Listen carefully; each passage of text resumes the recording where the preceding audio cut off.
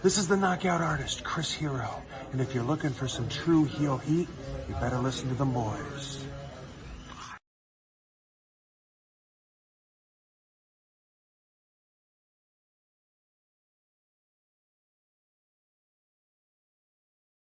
Hello everyone, it's the hardcore legend Mick Foley wishing a nice day to everyone there, right there at Tru Heel Heat. Yeah!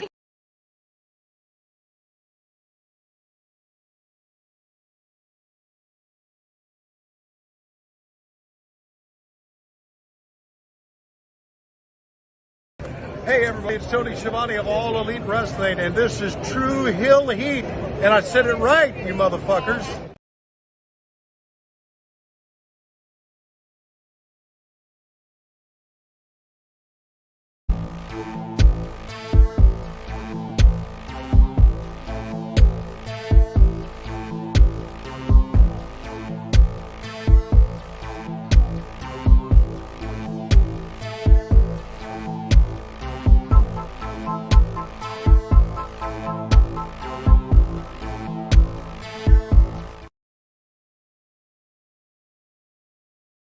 Another week in wrestling, and Vince McMahon is backing our headline. So I don't know if that's a good thing, bad thing. Oh, serious surgery. So definitely a bad thing. We also got to talk about AEW and what they need to do to fix their women's division. What they need to do to actually book a card for their biggest event ever. We're going to talk about all of that. Plus, we have a very, very special guest we've been wanting to have on for a very long time. It's Tru Heel Heat 236, the Saturday morning cookout. Let's get to it.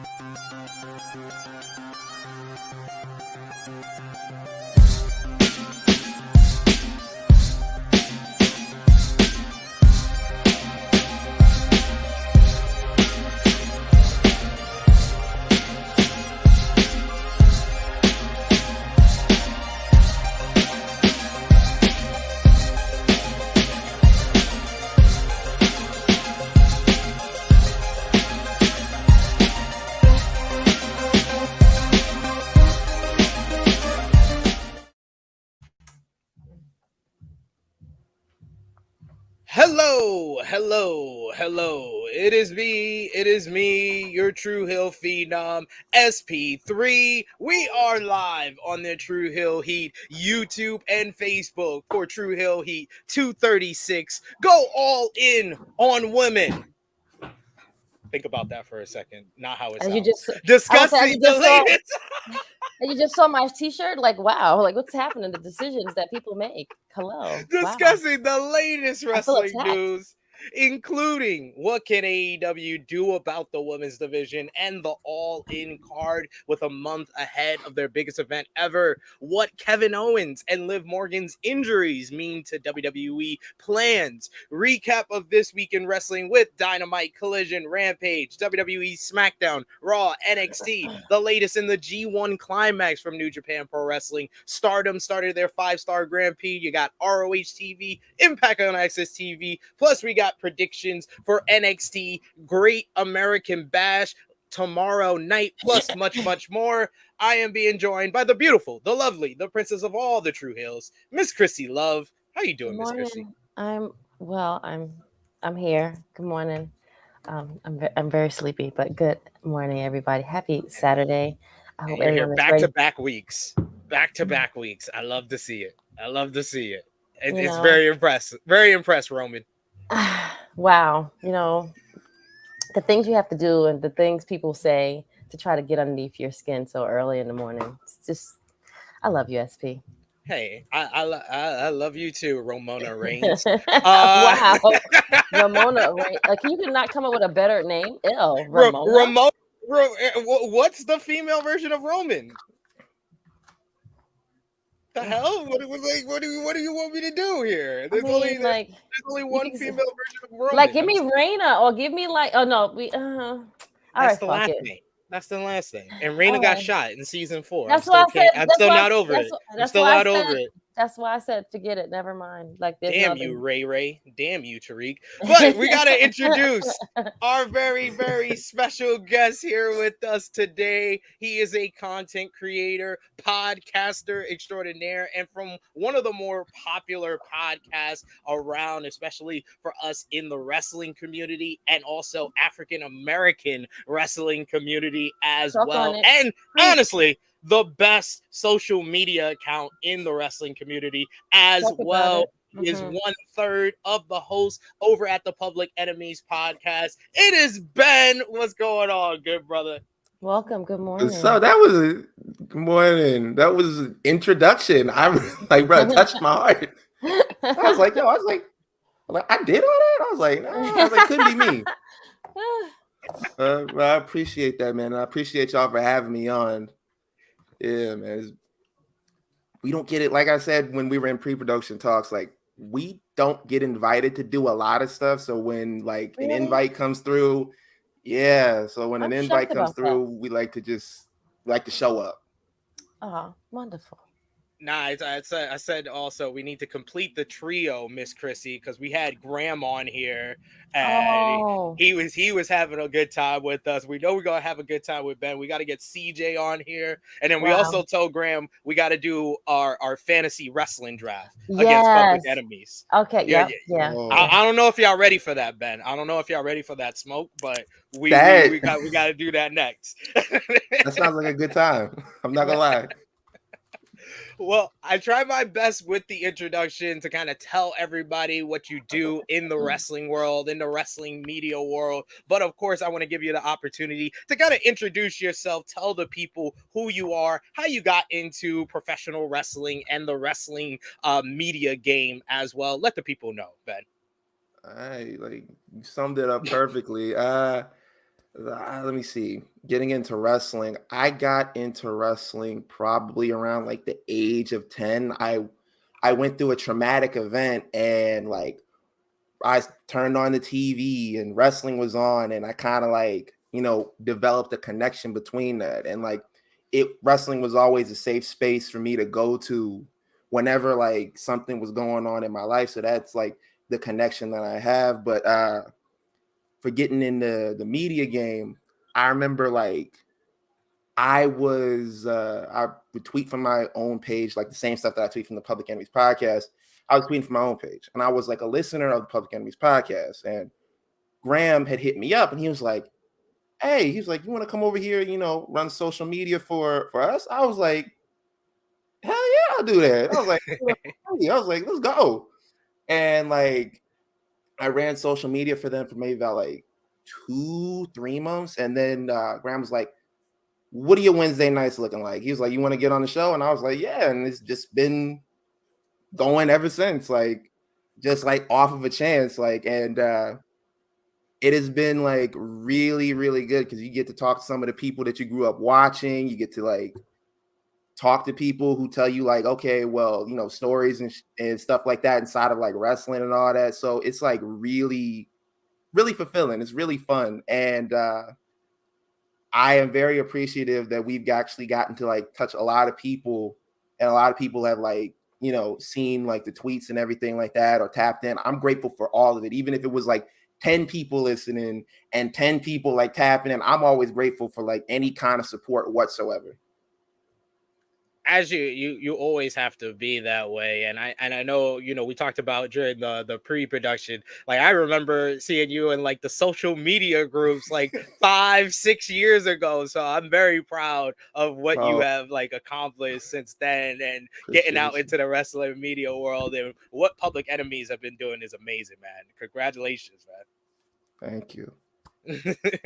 But we're gonna have some fun and talk about some wrestling here on a Saturday morning as per usual. So of course we appreciate y'all for joining us on the flagship show. Remember, show that appreciation back, drop the thumbs up on the video, share this video with all your wrestling fans, friends, and family on all your favorite social media platforms. If you're new to the Tru Heel Heat YouTube channel, hit that subscribe button. We are trying to hit our next milestone of 8,000 subscribers. hopefully this weekend we can hit that next goal. So hit that subscribe button, tell a friend to hit that subscribe button, and of course, sound off in the live chat. We will try to highlight as many comments as possible. But if you're feeling generous and want to give back to what we do here, you can do that with a super chat donation, or you can hit the join button and become a member of the Tru Heel Heat YouTube channel, because we got a new member here in Alan Banky. Alan, thank you so much for becoming a member, already a Patreon backer, now an official member of the channel. So thank you so much for that.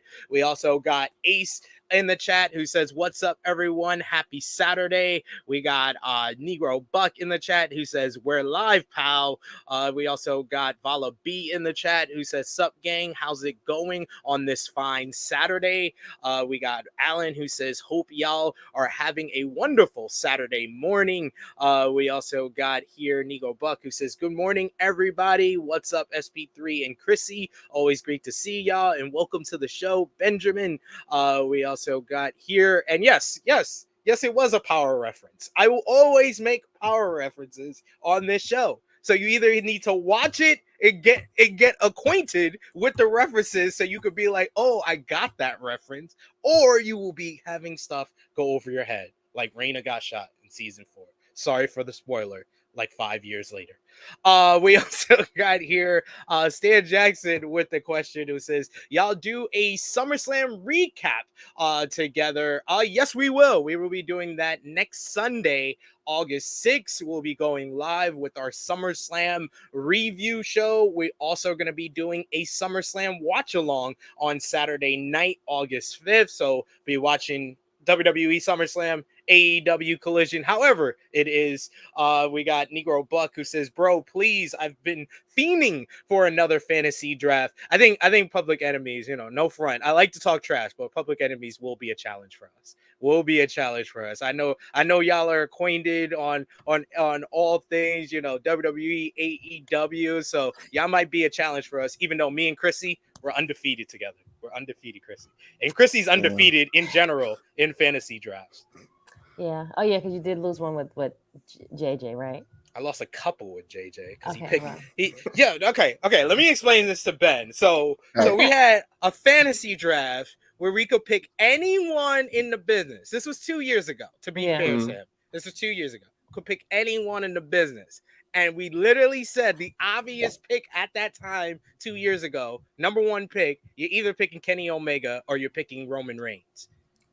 Top guy JJ picked Dr. Britt Baker, DMD. And we lost the draft on the first pick. On the first pick, yeah. Would you do that? Would you be okay with CJ or Graham if you could pick anyone in wrestling and Roman Reigns and Kenny Omega are on the board and he picked Britt Baker? Nah, it'd be a fight. Like if you want to pick Britt Baker, like 3 or 4 spots down, cool, whatever, that's fine. I'm sure she wouldn't even want you to pick her first if Kenny Omega and Roman Reigns was on the table. I'm like, damn, nah, like yo, it would be definitely like a fight. I will bring this up to the end of time, and Negro Buck even saying, yeah, he was pissed. Yeah, he was tight. He was really like, if pissed was a person, like you see his facial expression, it wasn't funny at the time, but it was funny. It's funny now, but man, go back and see my facial expression to that pick. Oh my god. But yes, it never gets old. But we gotta start off the show as we usually start off with our roll call, shouting out you guys, everyone supporting us right here on the Tru Heel Heat YouTube channel, Patreon, and all the social media platforms. Our top 3 conversation starters on the Tru Heels Facebook group page, our Tru Heel Trinity. Number 3, we got Randy Lewis. Number 2, we got Stewie Palmer. And once again, back at number 1, we got the Negro Buck, Nick Jackson. You got Patreon backers. You got Nick Jackson. You got Vala B, Alex McCarthy, Professor Chris, Austin K, You My Boy Blue, Robert, Steve, Antoine, 5th Generation Carney, Ladarius, John, a.k.a. WrestleScopes,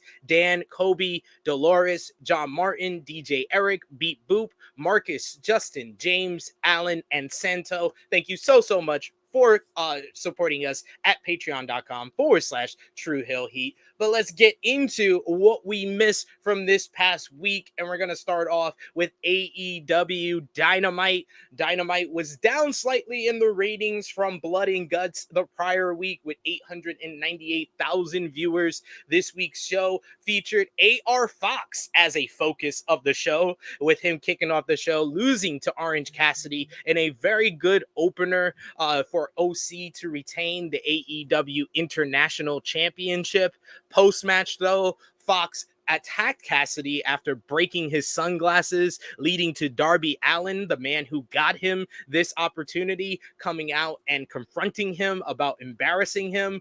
After that, you had Jon Moxley laying out Orange Cassidy for his actions at ROH Death Before Dishonor. And then later in the night, you had AR Fox helping Swerve Strickland get a victory over Darby Allin, allowing Swerve to score his first win in All Elite Wrestling over Allin. And then AR Fox joined Swerve Strickland in the Mogul Embassy after attacking Darby and Nick Wayne. You also had MJF, Adam Cole, and FTR cut some terrific promos, with MJF in particular telling Adam Cole that win, lose, or draw, he will give him an AEW world title shot after their tag team title match tonight. You had Dr.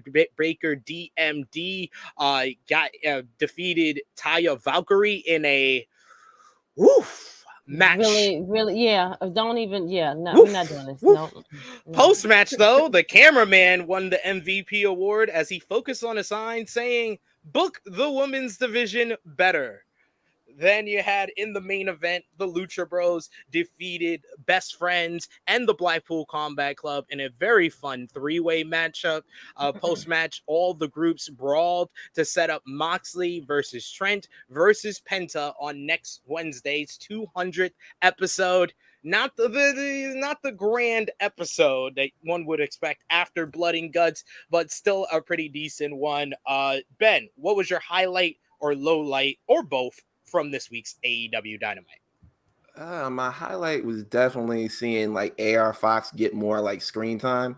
Like AR Fox, like I compare him to MF Doom all the time. I'm like, he's your favorite wrestler's favorite wrestler. I'm like, this guy, like when he got signed, I was like really hyped. And he's been kind of like in the background, like showing up here and there on Dynamite. But getting him like in like a primary spot on this episode, I was really happy to see it. My low light would probably be that women's match, and like I saw them cut to that sign, and I was thinking to myself, I was like, yo, if this was like the Fed, they would have had that man's job. Like he would have been out of work. Like, bro, what you doing focusing on them signs, bro? Like, what's going on? But yeah, maybe the person that's on the camera feels that way too. Maybe because they worked in it. Like, damn, why he not doing the girls? He's doing the girls a disservice. Just saying, I don't know. We had Jimmy on Thursday say that it's a conspiracy, that it's Mike Mansuri.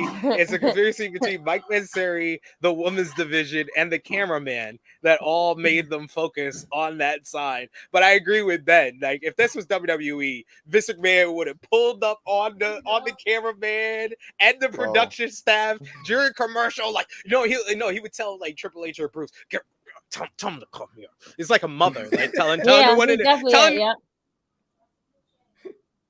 I'm gonna talk through my teeth. Get James Lucas Scott over here. I'm gonna whoop his ass. You look like the Weekend in the Idol. That's what you look like when you just did your face and just talk through your teeth. Absolutely, you learn that when you become a parent. Yes, for sure. That's for sure. That is not one of the truth that you need to know about parenting. Is what SP just did. You will do that for a bunch of times. You trying to embarrass me? Don't let it be outside. Oh, it's over. It's over. You trying to act up? You trying to act brand new? Oh, you think you brand new? Okay. Right. It's the yoke up for me. It's the yoke up. You know what I'm saying? I think that's really like our childhood coming back, and PTSD. We become our parents. In those moments, I think that's what it is. There's some times when I gotta step it back. I was like, not trying to pass this down to the next generation. I was like, I got to step it back. Yeah. You gotta realize where you at. Like, oh shoot, you got triggered. You got really triggered at that point in time. It's not your fault. I promise you, it's not your fault. Exactly. As long as we recognize, it's not our fault. It's not our fault. It's what they force us to do. Krssi, what was your highlight, low light from this week's Dynamite?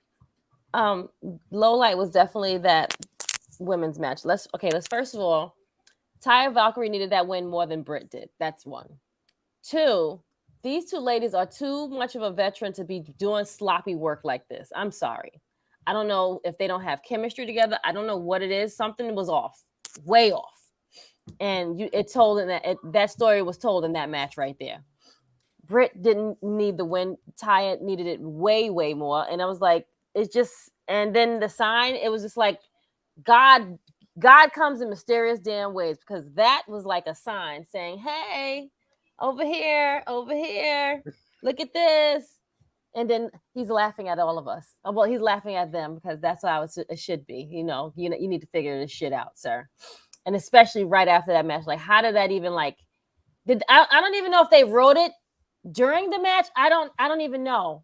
But that was just spot on, like gold at its like peak right there. I was like, okay, I don't need to watch the rest of the show now, because someone already knows what we need already. Excuse me. And then a lot of the like social media activity hasn't made anything better. You had Saraya, I believe, on Thursday, liked a tweet from Ibu at Wrestle Purist, and he talked about how much wasted time this whole Outcast feud has been. Like, you set up a multi-woman feud that we don't even get women's blood and guts out of. Nope. You get the Jamie Hayter injury. You got Jade Cargill taking time off. It's been nearly a year. We still haven't had Thunder Rosa come back. Serena Deeb is out with an injury. So there's a lot of stuff working against them, but it's also just the overall lack of care and lack of effort. Lack of effort, really. That's it's the time. It's the effort. It's like, you don't give us any of it. And then when you want to put us on, you put us on for like 2 minutes. Done. Yeah. You book them in for like 2 minutes. Like, then you put you have who's the TNT champ now? Oh god. She closed. Christian. She's been on. No. Oh, you mean TBS champion? TBS. Kris Statlander. Kris Statlander. You have her. At least she's on weekly, but she's given matches. Okay, but she's one person. Like, how many females do we have that's back there that can like be showcased, like that can do? You have good, legit women. Like, what's happening? At least when you had on, you had like Dark on or whatever, Elevation, we were getting showcased some kind of way, but that's not even happening no more. Too much show. And that's barely a showcase. When you're having 2-3 minute matches week after week after week, you're not showcasing anything. Mm-hmm. You're just doing your 2-3 best moves. I mean, they were doing stuff. Not really TV. It's YouTube. Oh, yeah, it was YouTube. You're right. It was still wrong. Not a lot of people was watching that as well. So yeah, it comes down to a couple of different keys there.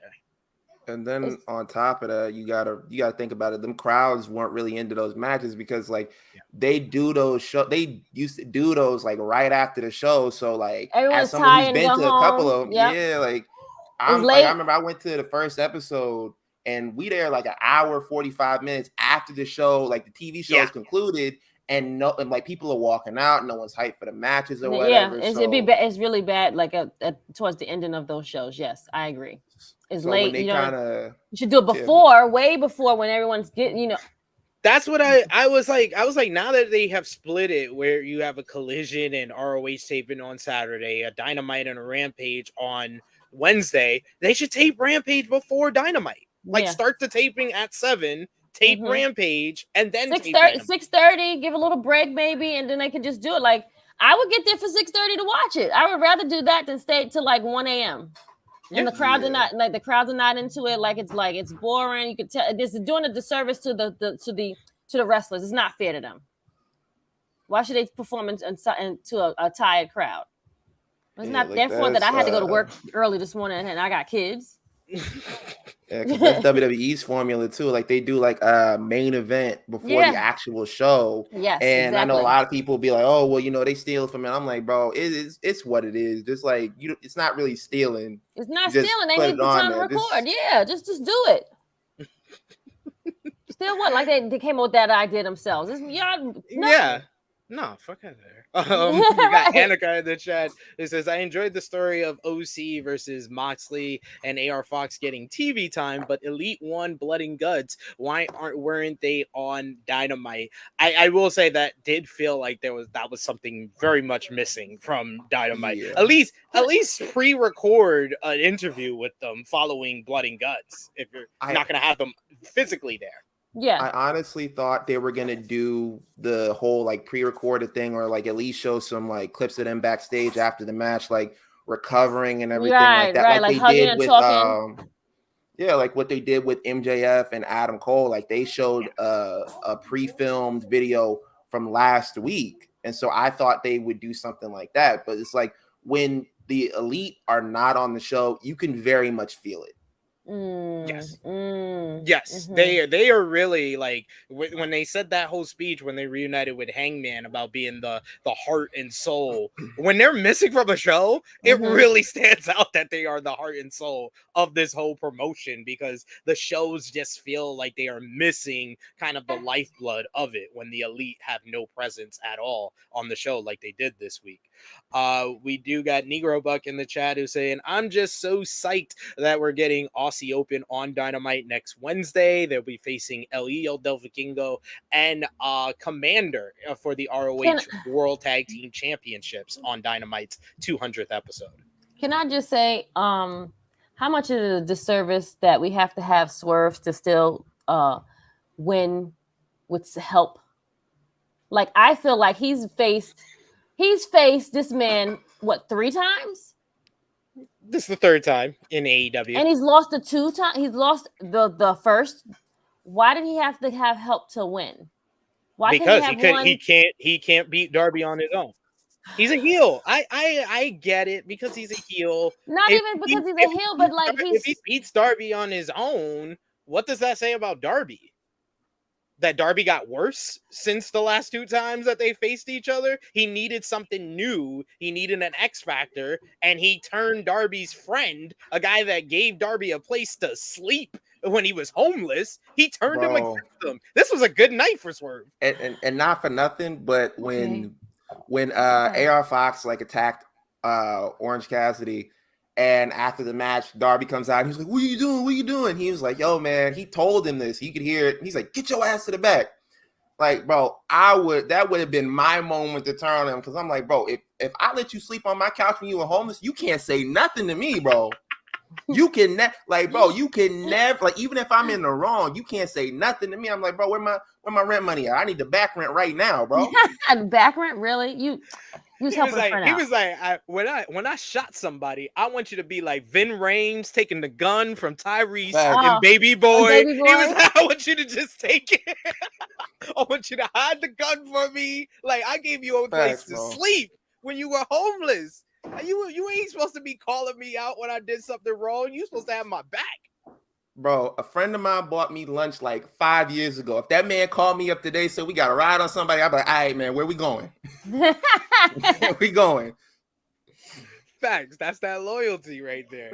We also got Negro Bug, who says, once again, Tony Khan, at least pay SP3 for all the ideas you've stolen. He made the suggestion of Swerve and AR Fox joining forces since Fox signed with AEW. Yeah, as soon as Fox signed with AEW, I was like, pairing with Swerve. I was like, that was the best thing about Lucha Underground for like the last 2 seasons was Dante Fox and Killshot. I was like, give me that in AEW. I'll be perfectly fine with it. So I was very happy to see this result on Dynamite this week, but we'll see how it pans out. We got a couple of comments here to feature. We got Ace, who says Swerve versus Darby Allin match was great. We also got Alan, who says, I hope AR Fox gets a good push after this heel turn. Do you guys think Fox is going to be a good heel? And I mean, like I said, I saw him in Lucha Underground where he was a great heel as Dante Fox. I think he's going to do well. Do you think that his in-ring style will translate to his new role, though, Ben? What do you think? AR Fox is like really good at that. He's really good. Like, he has like different styles for like different characters that he plays. And so I'm confident that he'll be able to like changed his style up to kind of like form that character. Like that's like it's the little stuff like that I like when Pac turned heel in WWE, he stopped doing all the high flying shit. So like, and I've seen AR Fox wrestle heel, so like it's gonna be good. Like I'm confident in it. I'm looking forward to it as well. We do have a interesting comment here. A-Shock talking about what are your takes on what Lufisto said and what was said about Britt that defends her. Lufisto, what did he say? She kind of put out a vague comment about basically, I'll look it up here so I can get it exactly right, what she said in response to the whole complaints about basically about the overall complaints in regards to the AEW women's division and the certain reports that we'll talk about here next about the certain women being upset about it. So Lufisto basically put out a tweet following all of this, and damn, I didn't realize she had so many tweets since then. I was like, I thought, yeah, I was like, I mean, it's hard on the computer to do that, but okay, my bad. But yeah, who's gonna give you the whole thing? So yeah, but on Thursday, she tweeted, "It's cute how people blame booking for a bad women's division.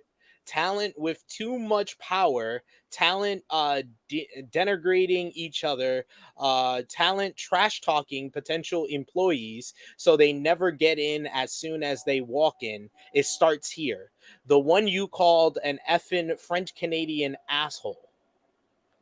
So a fan responded to her and said, "Girl, you just ruined any chance you had of being an employee at all." And Lufisto responded, "No worries, no need for such a toxic environment in my life." We then had a fan who said, "Drop a name if you're not scared." And Lufisto said, "This is the first time I say something publicly after over a year. I'm not going to throw names on an app with limited characters. There are several details and a context to explain the whole story with accuracy, which I'll do when the opportunity arises." So I think right now it's much ado about nothing until she kind of lets it be known and speaks on it and opens up in like a podcast or interview platform to really talk about and like where she was coming from or like what she meant maybe. But I will say, after this week's show with Dr. Britt Baker, not looking good in that Taya matchup. Let me just say that. And I'm not saying that Taya, carried her or Taya was much better. Not saying that at all. I am saying that Britt Baker looked in rough shape, and she has been on record and explained that she has a back injury. And I kind of laugh at the irony of all of this because Britt Baker should probably be doing what she's been talking shit about Thunder Rosa doing for over the year and take some goddamn time off. You look awful. So avoid these bad women's matches. Do what Thunder Rosa did and get healthy. Yep. Just don't do anything. They don't need you. Your name is that big that you are associated with your brand, your company. It's okay if we do not see you on TV. It's perfectly fine. They're not going to forget about you. We'd rather you be healthy than give us trash like you did on Wednesday. And also, like, people forget, at near the beginning of AEW when she came in, she was just getting started as a heel, and her storyline with Swole, she was injured for a good chunk of that. Like, she could be on TV and still be like, yo, my back is messed up, I can't wrestle.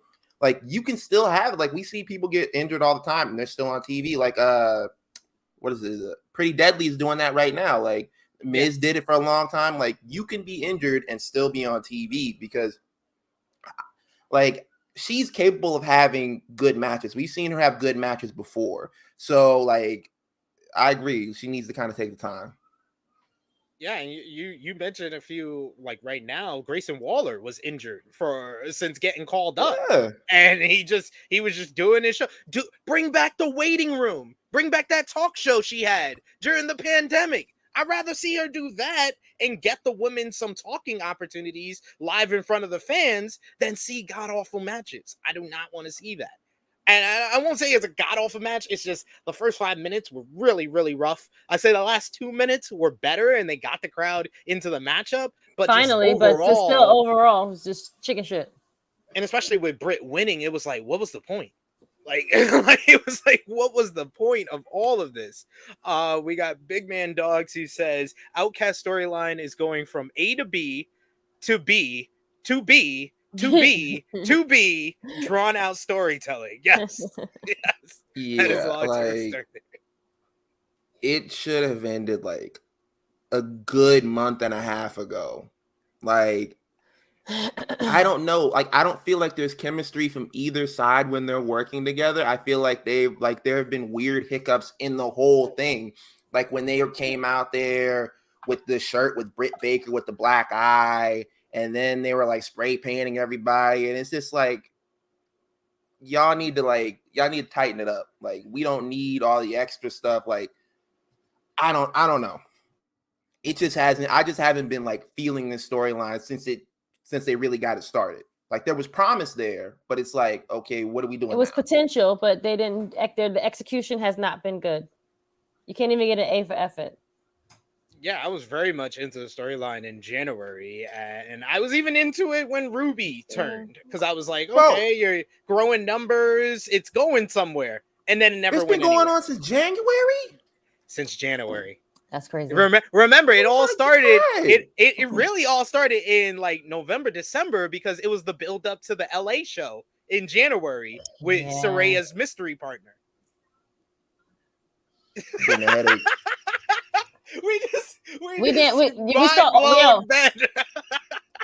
August is on Tuesday. Oh my, yes. It's almost damn near a year.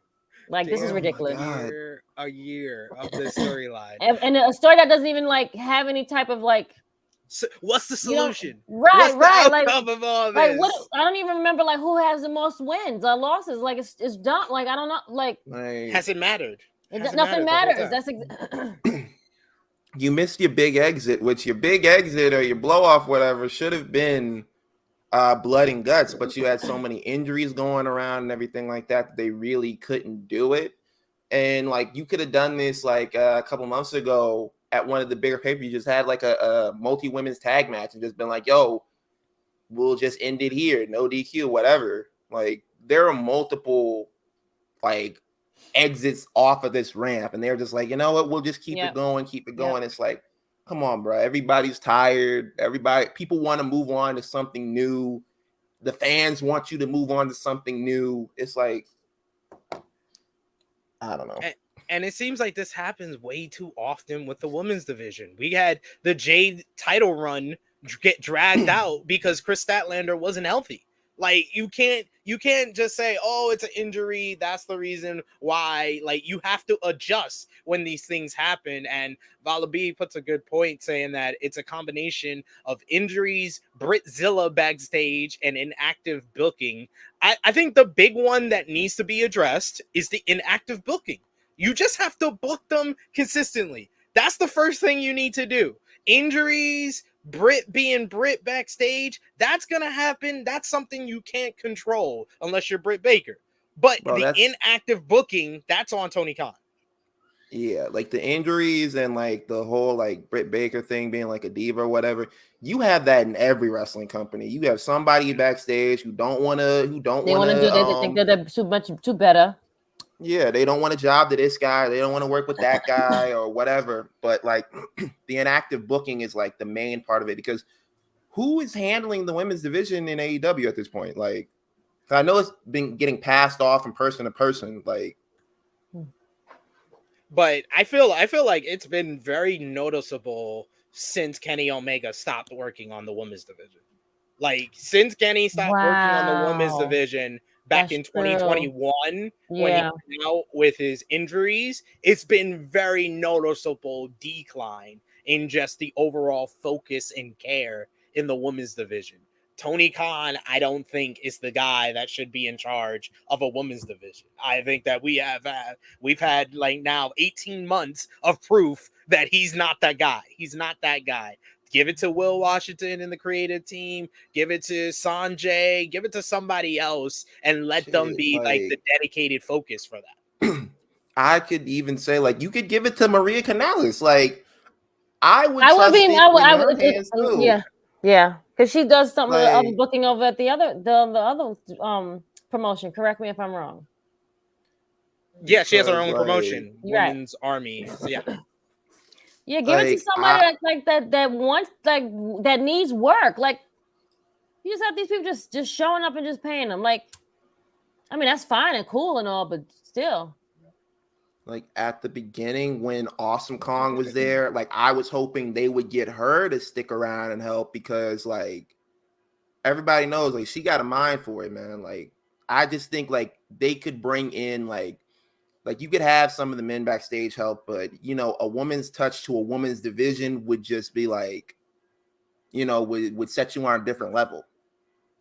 It'd be something completely different from WWE, where they have, I think, women's writers now, but they don't have anyone who's like given the reins as far as running the women's division. And that's the most notable thing is that out of the main promotions that, you know, people follow, the one promotion that has a woman in charge of the women's division is probably doing the best with the women's booking, and that's Impact with Gail Kim. Like, Gail Kim's in charge. There's been no questions about the focus, about the care of that women's division. So we need more women in those power positions. I'm not gonna lie. Even if I would even throw her a bag and be like, "Hey, man, how much is it gonna cost you to come over here or like and do this? Train somebody, or like show us the ropes. Like, what do you do? Like, how do you go about this? Like, give me a spreadsheet of like how do you put these people together." She could just do like a little like be there for a month and just show me what I need to do, or like what do you think I need to be better? Give me 3 months, we can fix this, and I'll give you everything I can, you know. Easy. I got it. That's a good idea, Vala B. I'll get on that. I gotta get in the DMs for LuFisto. I would love to get to the bottom of this for sure. But let's talk about the women's division and the state of it in regards to the former AEW Women's World Champion Jamie Hayter. Jamie Hayter has been out of action since Double or Nothing. She had suffered an injury which led to a short matchup with Toni Storm and an AEW women's title change at the pay-per-view. And now the Wrestling Observer newsletter reports that Hayter's still currently injured and her status for AEW All In is now uncertain. Jesus. The goal in AEW and likely Hayter, since the event is in her home country, is that she would be recovered enough to be at the London event. Fightful Select has confirmed the Wrestling Observer newsletter report that Hayter will not be back in time for All In, bearing some sort of miraculous recovery. The report notes that there are some tentative ideas as well as the hope Hayter could make it back, but things are worse than they were originally thought to be. The report notes that Hayter returning by the end of the year is not even expected to happen, and there's no timetable on when she can come back. The report adds that there's been positive motion on getting Thunder Rosa back, as well as Madison Rayne and the Bunny, and there is, however, no word yet on when they could be cleared to return to the ring. And on the AEW Women's Division front, during a Fightful Select Q&A session, Sean Ross Sapp was asked if people internally are as negative about AEW women's booking as fans, and Sapp replied, "A lot of the women are, but there's also a lot of the people who are very aloof and like, why bother type of stuff. And obviously you're never going to win those people over no matter what. You're just never going to win those people over." But with Hayter now kind of out of the picture for the time being, at least what seems till the end of the year, what can AEW do to fix their women's division in 2023? Because we could all talk about the long-term stuff they need to do, but you got It's July right now. You got till December to get the AEW's women's division at least on where it was back 2 years ago. Like, I'm not even talking about at the level of, WWE when the women's evolution was going on. I just wanted to get back at the peak of where AEW was with the women's division. How do you think AEW can do that with Jamie Hayter injured until the end of the year? Ben? I think it might be time to call in Ring of Honor's women division and have them do some matches on Dynamite, like to hold them over, like they did before when they had NWA coming in and doing those matches, like with Serena Deeb and everything like that. I think it might be time to call like Athena over. Yep. Yes. Have her close out, like do a main event one of the shows, like do a Rampage or open up a Rampage.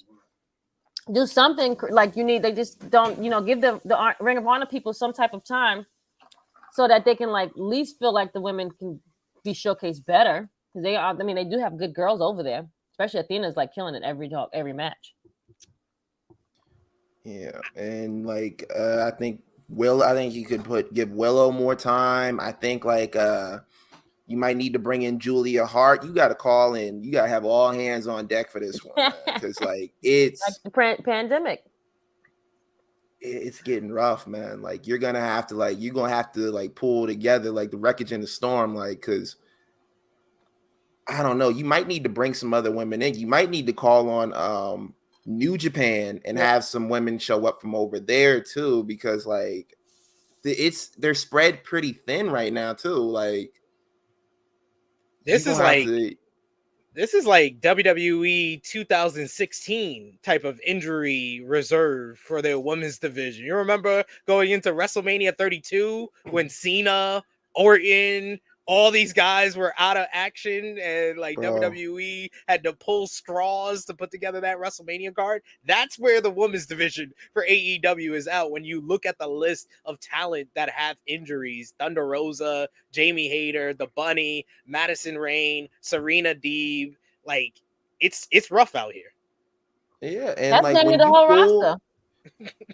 Yeah, and when you pull those, like sometimes when you like pull straws or whatever, sometimes you get the best shows out of that. Because you get people show up and be like, I didn't know this person could put on like that. Where they been hiding this person at? Like why haven't I seen this person on here that much? You're building new stars and everything like that. Like I think like you're gonna have to pull your women from the back, like the women that they used to like call up and like have on Dark and stuff like that. You're gonna have to make some offers.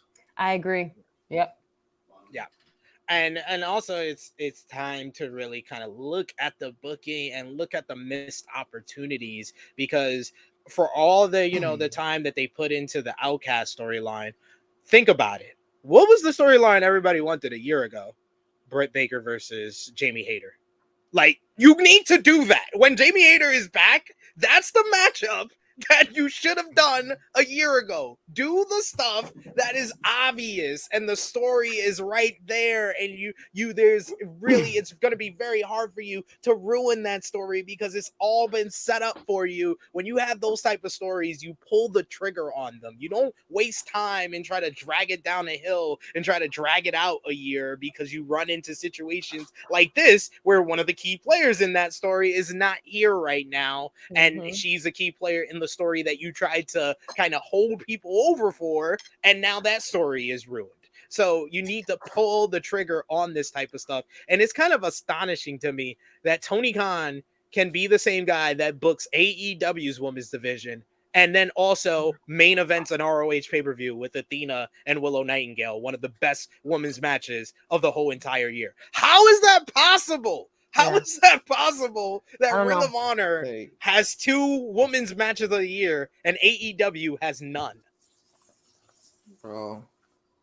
And the other thing is you might need to offer Jade Cargill an ungodly amount of money to get her to come back right away, because like I know people talk about like her in-ring ability. Oh, she's not good in the ring. Oh, she's not good. Like, look, she's a draw for when people turn on the TV, they tune in and they see in her. There are multiple people who don't even watch wrestling like that, and they see a picture of her. They're like, "Where's she at? Where can I watch her wrestle?" Like Yeah. you gonna have to you have to throw whatever amount of money, like what they did with MJF. You're gonna have to do something to get her back to the office.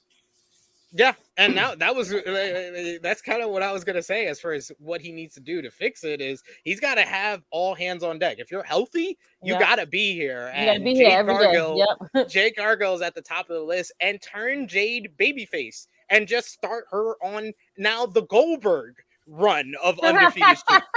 She says she's gonna work her way to the top, and she's going after the AEW Women's World Championship, and then you have her kind of be. If you wanna put a bow on this whole Outcast thing, have her be kind of the main character person, now, yep. where you have the homegrowns trying to recruit her and the Outcasts trying to recruit her, and she chooses to join up with the homegrown, become a babyface, fight against the Outcast heels, and then she's the one that beats Toni Storm for the AEW Women's World Championship.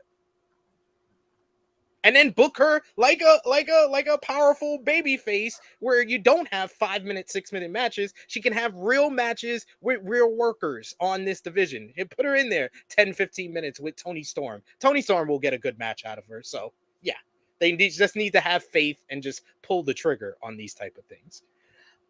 We do got Negro Bug who says, damn, January fucking A.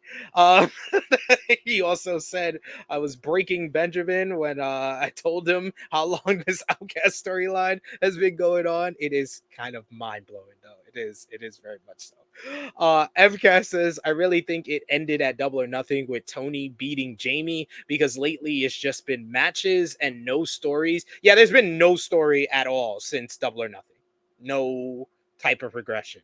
It's even worse than where we were before. So like, yeah, it's rough. It's very rough. Vala B saying Kenny got a book again. Everyone loves his booking. Yes, I agree. Kenny did nothing wrong. Kenny should book. A-Shock says TK can trust Will Washington and a female voice. Get them in there. And Will Washington is very good friends with Maria Kanellis. So put me and Ben's ideas together and make that the women's division booking team. Put that right there. We do got here. Ace says TK needs to trust people in management more. Yeah, that's big time facts. Big time. Bro, this man trying to run the whole show like Tyler Perry. I'm like, my guy, you don't need to write, direct, produce, all that. Like, throw it to someone else. Like you don't need to do everything. He's even worse than Tyler Perry. Yeah, he's Mr. Chocolate from Atlanta. He's Mr. Chocolate from Atlanta. Yes. Oh my god. He is really. He wants to do everything. You can't foresee everything, but that's what he's doing. He's been doing it this long.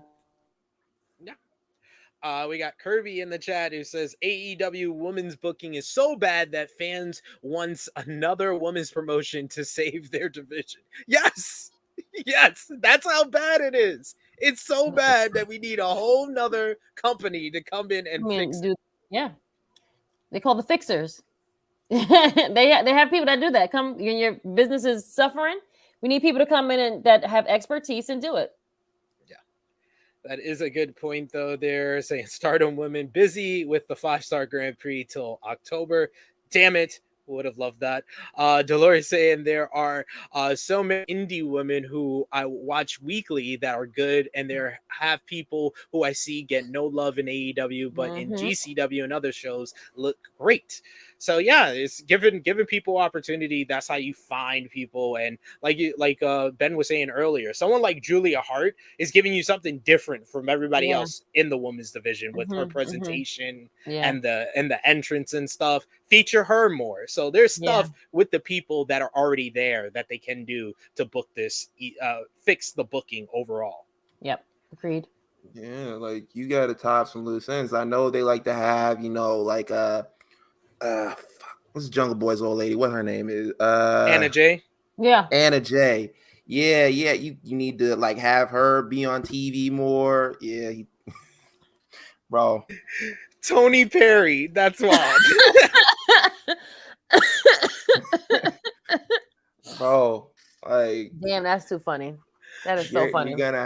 like you're gonna have to like pull everybody from what off they're doing. Like I know you have some women working like manager roles and just be hanging out backstage, like Anna Jay. Like you gonna need to call her up and be like, hey, like you gotta get on there. You gotta have like a storyline with somebody. Like, come on. Facts. Like just put more effort. That's all we ask. overall. That's all we're asking. Just put more effort. More effort. The Wrestling Observer newsletter reports that the current belief in AEW is that the Elite are going to re-sign with the company. The Young Bucks, Kenny Omega, have deals expiring at the end of the year, and it's believed Hangman Adam Page was also in contract negotiations. The angle that happened after Blood and Guts last week, but did not air on television, was reportedly meant to be on TV, and this included the Blackpool Combat Club shaking hands with the Golden Elite, as well as a promo from Omega. In that promo, Omega mentioned that he would be sticking together with the rest of the Elite, which led to rumors about the group's status. However, no one involved with the segment has said that's what Omega meant when he said that.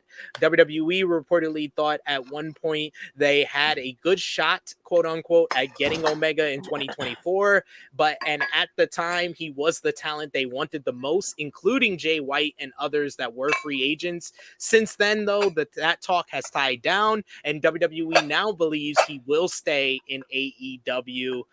I mean, not a big shocker. We've kind of been leaning towards the Elite staying in AEW this entire time. Yep. So, bro, like when the whole CM Punk thing was at its height, they were like, oh, well, he might, the Elite might go over to WWE. I'm like, they're not going to go over there. Like, they're not. They're not WWE guys. Like, you have an EVP role and you're gonna go over there to do what? True. True. Like go over there like to do what? To lose to Roman Reigns at WrestleMania? Like, nah, I'm gonna stay here and I'm gonna get paid the same amount that those guys over there are getting paid. I'm gonna have some sway in the company. Like they have a good thing going on with AEW, and I never once thought like, oh, they might end up going over there. And people will like bring up Cody Rhodes. Well, Cody went over there. Cody's a different guy. Cody, I believe, had been working a plan to get back to WWE since he stepped out of WWE. And if you go back and look at everything that he did, it was clear. So if you're using that, like, no. Now, Jay White, I did think Jay White was going to go over there. Same. But, they fumbled that. Yeah, they ruined that from themselves, because if there was any, I literally said it when the first report came out. I was like, if there's anyone outside of WWE who I look at and I said it's tailor made for WWE, it was Switchblade Jay White, and they completely they fumbled that. That. I'm about to say that was fumbled. They lost the ball. But with the Elite, AEW is so entrenched in their legacy. Their legacy to the business is AEW. Like, there's nothing they're going to do in WWE. It doesn't matter if Kenny Omega comes in first day, beats Roman Reigns, ends his 1,000-day reign, and wins the undisputed WWE Universal Championship. Kenny Omega will still be known as the guy who helped create AEW. Yeah. Just like Cody Rhodes. Just like I said, Cody Rhodes shouldn't have beat Roman Reigns at WrestleMania because he's not making any money. Cody's already made his legacy. That's what I said. I was like, someone else. Jey Uso, baby. Braun Breaker, baby. Like, everyone else that is a possibility for Roman to lose to, he will make them. And that will be the biggest career highlight of their career. I don't think that's going to be the case for Cody. I don't think that would be the case for Kenny or the Young Bucks, whatever they do in WWE. So yeah, for Cody, I do think he'll eventually get it, but yeah, like looking back and you reading the writing on the wall, yeah, like he wasn't gonna get that title off the ball for Roman. Like, even though I wanted him to win it, but yeah, you needs to make somebody. Oh, you poor thing. Damn. Hey, I got sucked into it too. I'm not gonna front. I was the leader of the bandwagon. You really was. Cody shouldn't win, and then I got convinced by everybody else. I was like, okay, Cody's gonna win. I told you don't do it. I told you don't do it, but you didn't listen. Now, I like for like Cody, like I've been a Cody Rhodes guy since like he got out of Legacy and he was dashing Cody Rhodes through the whole thing. I've been championing Cody Rhodes, like, yeah, man, you put the world title on this guy, you put the world title on this guy. So like obviously, like when he went up against Roman, I was like, yo, this is my guy. So this is his time. This is it. This is we made it. No. Sorry. We made it. We here. We here. We yep. made it to the promised land. Main event WrestleMania. You know how he also sucked you in because he had his daughter down at the front. He hugged her. He gave her a kiss, and he was damn near crying. He sucked y'all all in. Yeah, he did it. He's such a good actor. You know what I'm saying? He's great at his job. All for a damn documentary. Not even for the win. Damn documentary coming out this week. We do got a super chat donation here from the Negro Buck, Nick Jackson. Thank you so much, Nick. Appreciate the love. Yeah, he says that's tonight, right? No, it was last night. He says yeah, SP3 to see the Heel season 2 premiere. I did, and I really, honestly, I feel like even if you didn't see season 1, you don't need to watch. You can watch. You don't need to watch that premiere because the premiere. I don't know if I'm spoiling anything. So if I am, pause and then press live in like 2 seconds. But it's basically the premiere is a prequel of what happened before season 1. That's all that season 2 premiere is. So you don't have to watch season 1 to watch the season 2 premiere.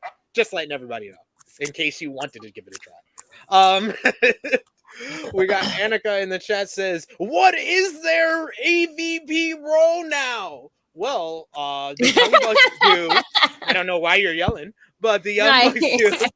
I love that you spoke it as you spoke it yelling. You know, that was really good. I was like, why is he screaming? Young Bucks. Then I realized that.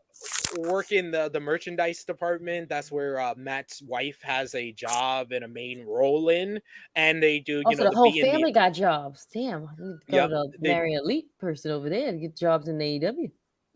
They do you know, the being the elite type of stuff. So they do kind of behind the scenes type of stuff. In similar case to Kenny, where he works with people, he works on creative along with the Young Bucks, and also Kenny works with the video game department as far as with Fight Forever and stuff like that. Nice. So. Alan Banky says, "Damn, Kenny was my pick to win the Rumble next year." God damn it. God damn it. We got Negro Buck agreeing with Ben here, saying yes sir, OG fan, love dashing Cody Rhodes. That theme song, always the theme song, man. Tim Johnson was cooking, man.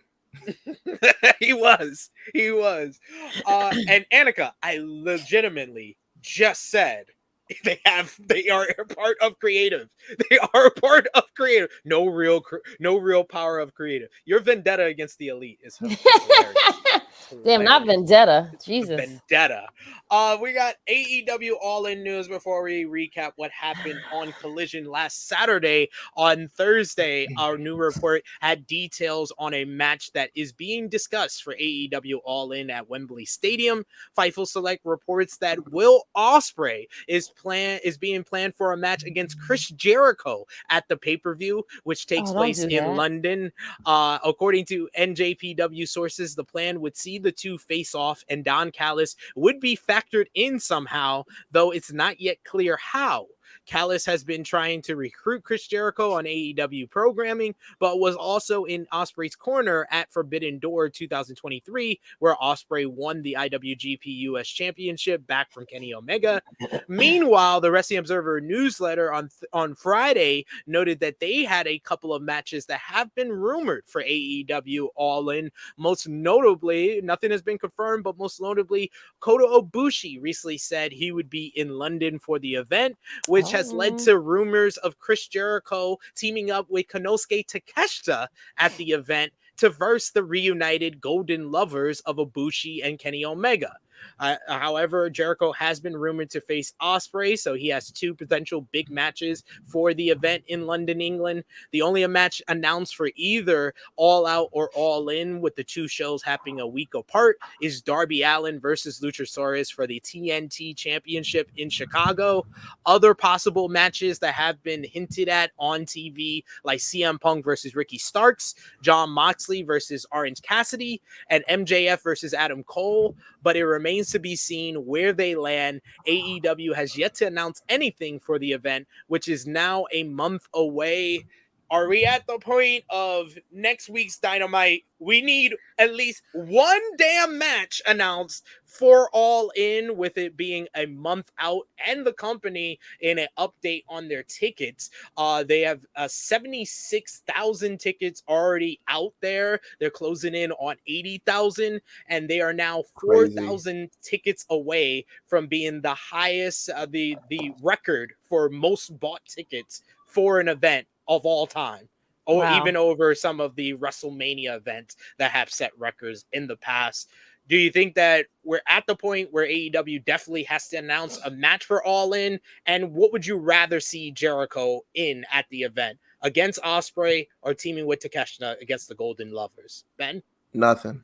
I don't want to see that man do nothing. Like, bro, I was gonna ask if that was an option, but well said. Hey, well said. I get, I like. I feel like Will Ospreay. That's a disservice. Yeah, I feel like Will Ospreay, and then wasting like a Golden Lovers match, like on a Chris Jericho match. I'm like, I don't know. I don't want to see him in either of these, but I guess like the lesser of the two would be Will Ospreay, because the people been waiting on that Golden Lovers match for like a long time. Like, maybe you could do it for the tag titles or something like that. I don't know, but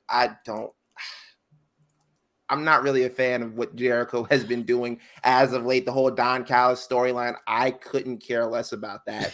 So, like, yeah, I guess Ospreay. I would actually go with the Golden Lovers, because you have three of the best workers in there. You only have one of the best workers with Ospreay. When you have three of the best workers in the world in the ring with Chris Jericho, I don't think it's possible for him to ruin that matchup with the Golden Lovers. And he works well with Kenny Omega, so I would go with that one. Krssi, do you think we're at the point of no return? AEW has to announce some matches for All In, and what option for Jericho do you prefer? They don't have to do anything. They got their tickets sold. They'll figure it out. They don't really have to do anything. If they want to set the record, since they have 4,000 tickets left to sell, they're gonna sell them out. They're gonna sell them. Will they do anything this week? I mean, they really don't have to, because I feel like with the pay-per-views, people are gonna just be like, F it, I'm gonna just go. Like, people are just still like waiting around. Maybe those tickets need to get a little bit lower or whatever. They're trying to figure shit out. People need fun. So will they get all 4,000? I don't think so, but they'll get close to it, I feel like. I think they will sell all 4,000 after they announce. Okay. They announce some matches. You have to announce some matches for this damn show. And then you will sell the rest of those tickets. Because it'll be a month from what, Saturday, basically? Yeah. No, Sundays. On Sunday. Sunday. Yeah. This so a month from this tomorrow. Yep. Oh, okay. So then, yeah. I mean, give it. They not this week. They probably next week. They're gonna announce something. Yeah. Negro Buck in the chat saying Ospreay versus Omega 3. I am honestly. I don't think it's gonna happen. I am fine with them not doing it in London. I feel like it's too soon. Too soon after that second matchup. We had 6 months in between the first and the second one. 2 months in between the second and the third. Too soon. I mean, I don't care. I would love to see them again, but I agree. It's way too soon. When Will Ospreay was missing for like months, you didn't even see him. He was like off the radar. He would come up for like a few New Japan shows, but other than that, he was just like missing and got himself together. So that's why the last match was like so good, because there was no like interaction. No one talked about it. No, those two didn't interact or talk at all about it. So give it a little bit more time. We would love to see it in 3 different, locations of continents, but still, you have to wait till the next one for them to go back to Japan and do it at where it first started a year ago. Yeah, Nero Bucks and Tony, Kenny, if you want to settle this, I know a good spot quoting Will Ospreay from after Forbidden Door. Good spot got to be Wembley Stadium. Could be Tokyo Dome as well. He wants revenge for losing in Tokyo Dome. Yeah. Could be like that was very vague enough that they can explain that away and be like, no, it didn't mean Wembley from the start. And we got RP Jesus who says Omega versus Ospreay 3 takes place at New Japan. Let's be real. Yeah. No, I agree. Started there, should end there. Let's go back to last Saturday's Collision. They did 618,000 viewers, which is the second most viewership for the show since the premiere. The show featured Ricky Starks and Christian Cage defeating Darby Allin and CM Punk in a good tag team main event, with Ricky once again cheating to get the victory as him and Christian get the win in the main event. You had Bullet Club Gold beat Action Andretti and Darius Martin. Action Flight in a good matchup here as Bullet Club Gold got back on the winning ways. Talia Valkyrie beat Sky Blue to set up her Dynamite matchup against Britt. If only that matchup against Blue wasn't so much better than the match against Britt. He had House of Black defeating the Acclaimed and Daddy Ass, with Billy Gunn once again taking the pin in convincing fashion. And then following the matchup, Gunn removed his boots, seemingly retiring after walking away from Bowens and Caster after the bout.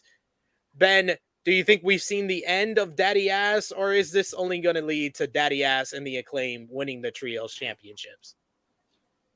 Whenever someone takes off their boots or any gear, leaves it in the ring and walks off, I never believe it. I do think that he's going to be back. Like, yo, I do think that he's going to be back. I do think that they probably will end up getting the titles. Like, Cody did it, and he came back and did what? He served out like another couple of years on this contract. Like, he's gonna be back. Like, Terry Funk did this like 1,400 times. Like, yo, he's gonna be back. Player, man. I tell you what was the turning point for me. The Undertaker. I was live in. You know crowd. what? I was live in that damn crowd with people crying. People were crying around me. Bro, I was at the house crying because Undertaker is my favorite wrestler. That's my guy. I was sitting there watching it, and then he came back like a year later, and they put out a tweet. They're like, Undertaker's gear that was at WWE HQ is gone now. Like, we don't know where it is. And I was like, ain't this about a bitch? I was like, this man will come back. I was like, I want my tears back, man. Like, give me those tears back. I want my tears back. I was like, bro. Jesus. Oh man. Yeah, I'll never forgive Taker for that shit. I'll never. We got Nikki boy. It says, I can't help but laugh when Punk was writing about Ricky cheating. Like, bruh, you would have done the same thing once upon a time. Yeah, CM Punk complained about Ricky Starks cheating. I have no sympathy for you, bro. Right, at all. Bro, I think this could be a way that you turn CM Punk heel, because the crowd is not on his side at all with this. They're like sticking with Ricky. Like, do you remember when Chris Jericho turned heel, like in his rivalry with Shawn Michaels, and he was mad at Shawn Michaels for cheating during the match when he was like being like the ref or whatever? Like, you could run that. Yeah, like, where the heel is right. Yeah, but the heel is right. Yep. Mm-hmm. I'm with whatever storyline gets CM Punk to a heel turn, because I'm like, the people, they not really vibing with him like that. I think that it's time. Yeah. I think the reason why they're setting up, it seems like, so many rivalries for him at the same time is they don't know what direction they want to go in. That's why he has a rivalry with Ricky Starks. He's also got a rivalry with Samoa Joe. Also got something that kind of got started with Jay White. Like, I feel like they don't know what direction they want to go yet. And once they do, they'll know what rivalry they want to choose from. On Monday, speaking of Punk, he's a part of this story here. On Monday, Roosh announced that he is sticking with All Elite Wrestling, announced that he has re-signed with the promotion. Roosh posted to his Twitter account and announced the news on Monday, sharing a video of his signing a contract with Tony Khan and writing, I started a new chapter in my personal and professional career. People doubted I could make it. Today, I want to say that I'm 100% AEW. Thank you at Tony Khan. Thank you, fans. And thank you, my LFI brothers. We can now rule the wrestling world. Hashtag AEW, hashtag LFI. During Tuesday's edition of Wrestling Observer Radio, Dave Meltzer reported that AEW made the better offer to Rush. Meltzer added that while he doesn't know the length of Rush's new contract, AEW is currently looking to sign wrestlers to multi-year deals at the moment. It was previously rumored that there was interest in Rush from both AEW and WWE, with this latest contract due to be up soon. AEW initially announced Rush's signing in September 2022. Meltzer noted that Rush's initial deal was a one-year contract, which the wrestler insisted on because he wanted to prove himself. To explain Rush's decision, Jose, the assistant, took to social media to comment on why he signed, and Jose wrote, Rush re-signed with hashtag AEW because of how much concern Tony showed for Rush's wife and newborn. Family is important to Rush. Seeing how much Tony cared is what solidified the deal. There were other offers, but never any consideration to go. AEW cares, and Tony cares about his people. In a recent post to his Instagram story, CM Punk shared the photo of Rush and put the word colliders on it. Colliders is what he's been calling members of the AEW Collision roster. And according to the Wrestling Observer newsletter, Punk has been pushing for Rush to be part of the Saturday show going forward. Meanwhile, it was noted that while AEW did offer more than WWE for Rush, WWE sources say it was an insane amount of money, and WWE had wanted to bring him into NXT and planned to offer more than most NXT wrestlers except for Gable Steveson, but AEW offered more than what they were targeting, and it should be noted that WWE never officially made an offer to El Toro Blanco. It was just discussed because he was still under contract. Don't want to get WWE in trouble and the Miss is in trouble. Miss Krssi Luv, what do you think about Rush re-signing, and do you think that he's more in line for a push now that he has re-signed for multiple years, and what do you think about his chances on Collision if that is where he's going to be? Push, I would hope so. I'm guessing that they gave him a good bag and was like, yeah, we want you to stay here. We're going to give you these things that you want. Hopefully he listed it in his contract, because if you don't have it written in writing, then boy, you're in for a rude awakening. Yeah, I would hope to see him get pushed on Collision. I mean, he needs to be over there. I don't think he should go to Dynamite. I mean, you can have matches over there, but I think he should be great on Collision. I could see him going against what's his name? He's not Rusev anymore. Damn it. Miro. There we go. Sorry, that's a slave name. So slave name day. Yeah. But I figure he would be so much better, go against maybe the CM Punks, the Miros, the people like that. You could go Malachi Black. All those people is something that you can do matches with over there. Buddy, there's so many people that can have a good match over there. Or Big Hero Chris saying LFI versus, he says House of Niggas, but I think he means the House of Black. Yeah, that's sir. That's a little Public Enemy joke. Shout out to Chris. That's what Graham calls them. Oh wow. House of Negroes. Absolutely. Wow. Okay. What do you think about Rush re-signing with AEW, and what do you think he's going to be doing on Collision, Ben? I think him taking the deal, taking more money, Tony Khan showing concern for your family and everything like that. He made the right choice by going over there. But I think that he'll be good. I think having him on Collision, it's a show. Yeah. It's a show where you're trying to set yourself apart from what's going on Dynamite, and I think Rush will fit in nicely over there. And I just need CM Punk to stop calling them colliders. It's not catching on. It's corny. Cut that shit, bro. CM Punk's a big cornball. I mean, I think we all know. We've come to realize that. Bro, that's my guy. It's dad jokes, though. It's really come on, stop, please. We need you to not do them anymore. Need you to not touch on that, please. As previously reported, Jim Ross stated on his podcast that he didn't have a lot of time left on his AEW contract, but he also said that his goal was to be healthy enough for him to call AEW All In at Wembley Stadium. The Wrestling Observer newsletter reports that Ross currently has only 2 months left on his AEW contract. There is currently no date set for his return to the company, but it's believed he'll be back on Collision when he does. I think AEW is going to re-sign him. What do y'all think?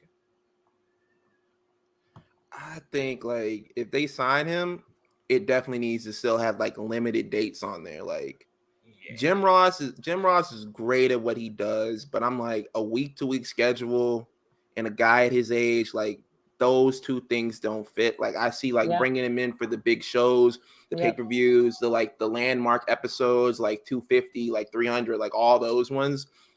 But like, I wouldn't put him on week to week. I think they probably will try to sign him, or he might even just end up taking some time off and not sign with anybody.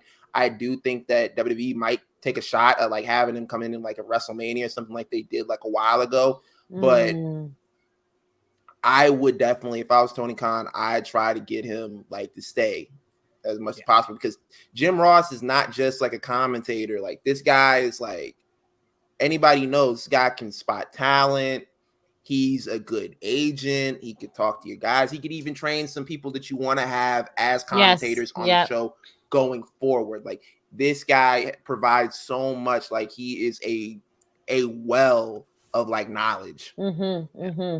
They need to use him like WWE uses Michael Cole. Michael Cole is always in these commentators' ears and working with the younger commentators. I totally agree with that. He's in charge. I think he's in charge of all of them. I believe like he like books them and like, you know, are telling them what to say and like things to do. So I think that would be a great role for him, or like mentor, like, you know, show them the ropes and like figure like, but yet limited dates, because as you get older, you know, he can't fall down again or get hit. We can't have him fall down again. We can't do this. So just come for big shows, very limited days.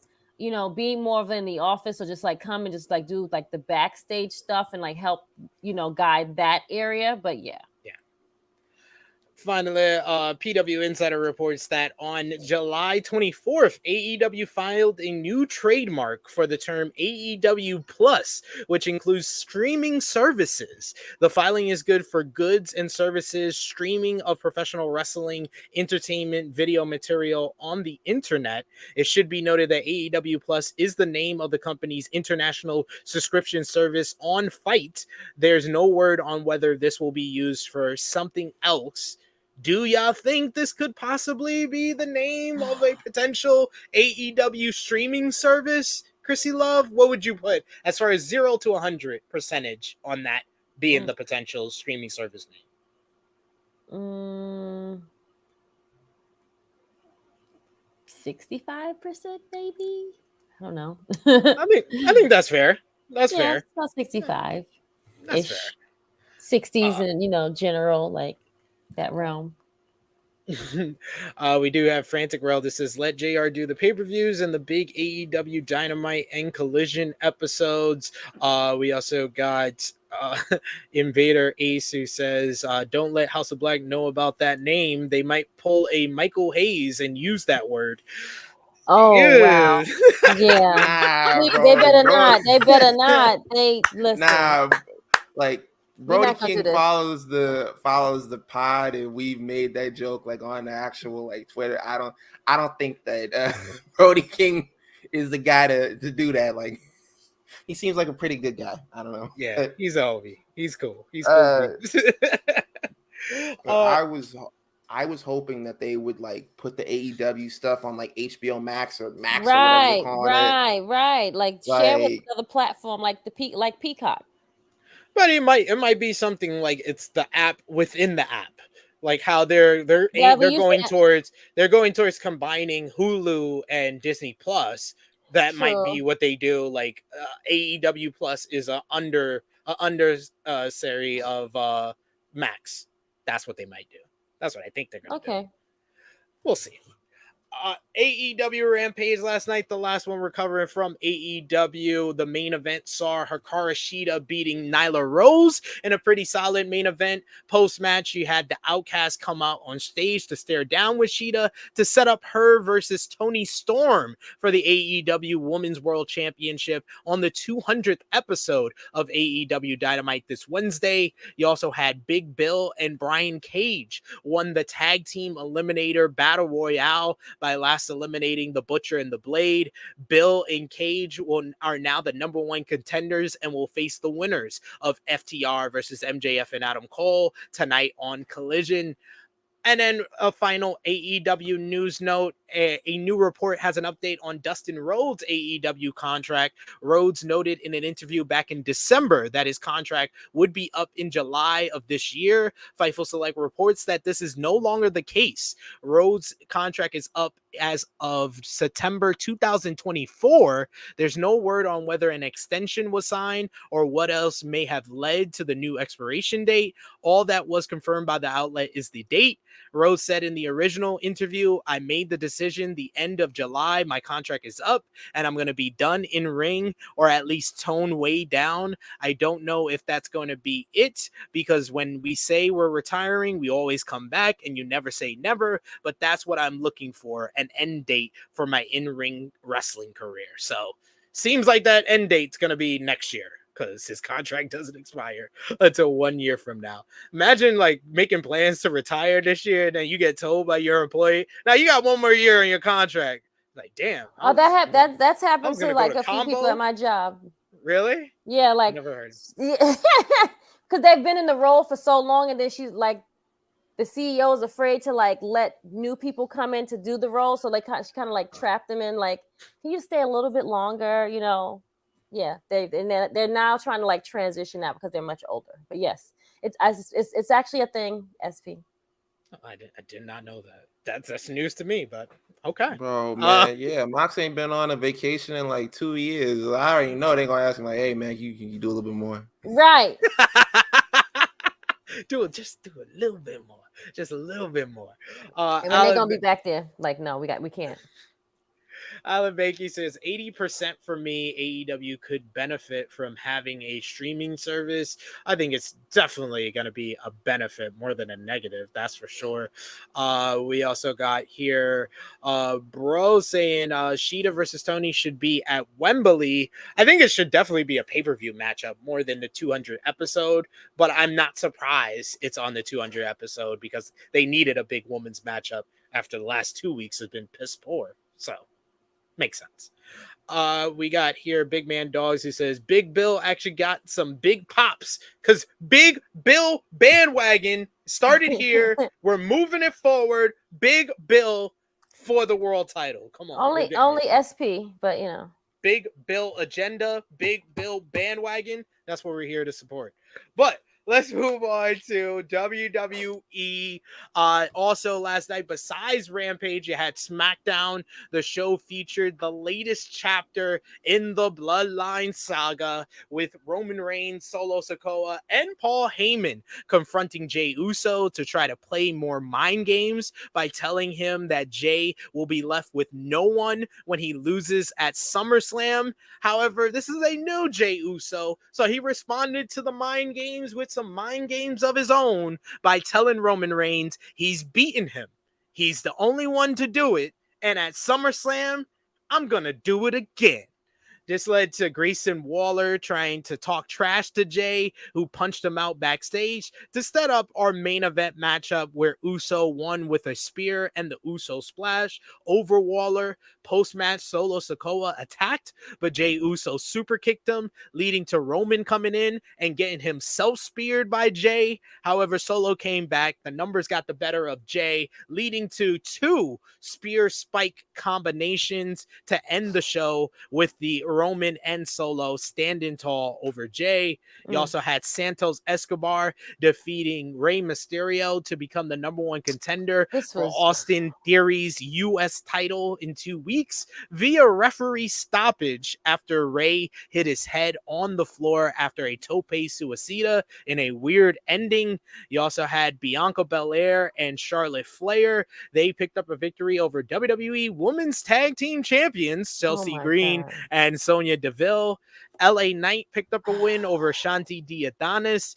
Afterwards, they announced the SummerSlam Battle Royale presented by Slim Jim with Knight and Sheamus announced for the matchup. Those two men will meet in a preview on next week's SmackDown. What did you think about last night's SmackDown, Ben? All the bloodline drama and getting us further as we're only a week away from SummerSlam now. I can't say enough good stuff about the bloodline storyline. And like, I feel like every time I'm like, okay, well, I don't know what they're going to do with it. Like, they're not going to top what they did last time. They go out there and they prove me wrong. Like with Jay, like figuring out like, okay, well, I've dealt with these mind games from Roman. Like, I'm going to try some of my own on him.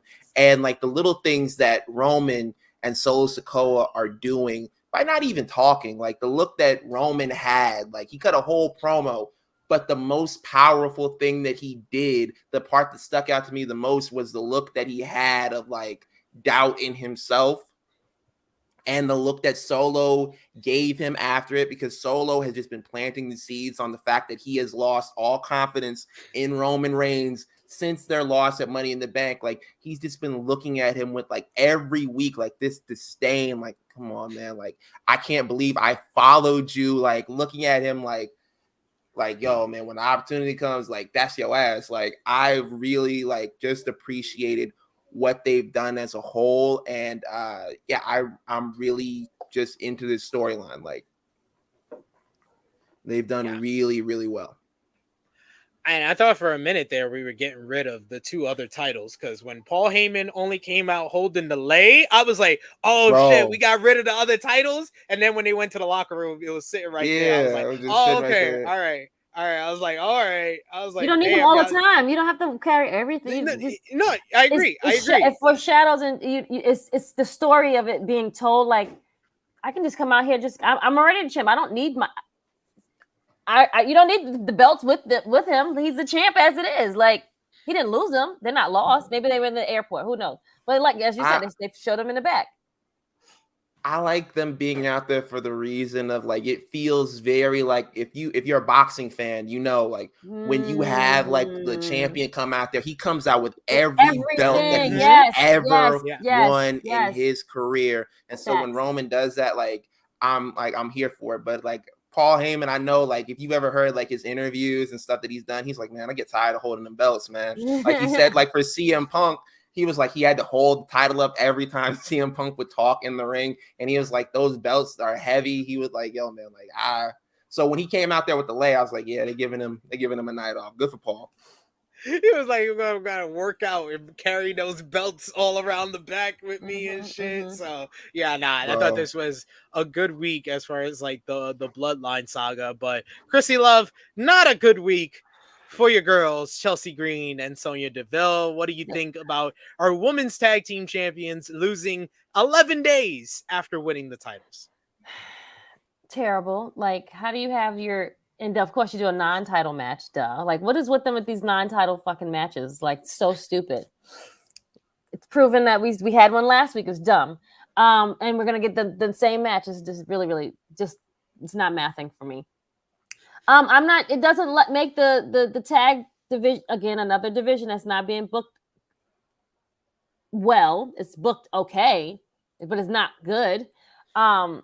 Why do we need Bianca? We always have to have like the people that are feuding do tag teams. It's just in the WWE like handbook. Like they make all of them just all do it. It's just really, really stupid. When are we just gonna? Everyone wants to know just when are we gonna get those two together? Just like have them just fight and just like have it over. Like what's the whole like long drawn out saga? Like they want to wait till another meaningful SmackDown and give us the match probably. I think that they're gonna save Charlotte and Bianca for like a WrestleMania or something. There has to be a reason why we're not getting that singles match anytime soon. I mean, I guess, but like, then don't book them. Like, well, whatever. I don't know. But you make up like there's so many other girls that they could have went against, and they still would have been like a dominant team. But they don't give really. We already know that they don't care about those damn. I belts, I don't see why this couldn't have been Dawn of Fire instead of our champions. We haven't even seen them. We have not seen Dawn of Fire since they lost the NXT tag team titles. No. Yeah, and they shouldn't even lost them. That's why that was a bad call on that part. It was like it's just stupid. And they are really actually really good tag team. Like let them go against Chelsea. I guarantee give them like 10 minutes. It would have been great.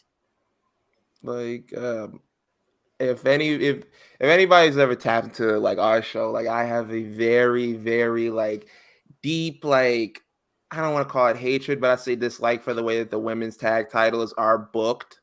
And so this kind of added to it when they went out there, and I'm like looking at them like, why are they facing like two of the strongest women in the division? Like they're not going to lose to them. It was even at the point where you have wrestlers who are on screen or like when they do like, oh, you know, the will they coexist dynamic, where even the wrestlers are like, why are we doing this? What is the point of this? Like you're breaking the fourth wall. Like Bianca was like, why would we be teaming together? We're fighting each other at SummerSlam. Like we're not buddies. We're not friends. Like she said, girl, Right. Do I want to team with you? She was like, no, girl, But it's like, yo, it's like, why are we doing this? Why are you serving up your women's tag team champions? And like they're like the third.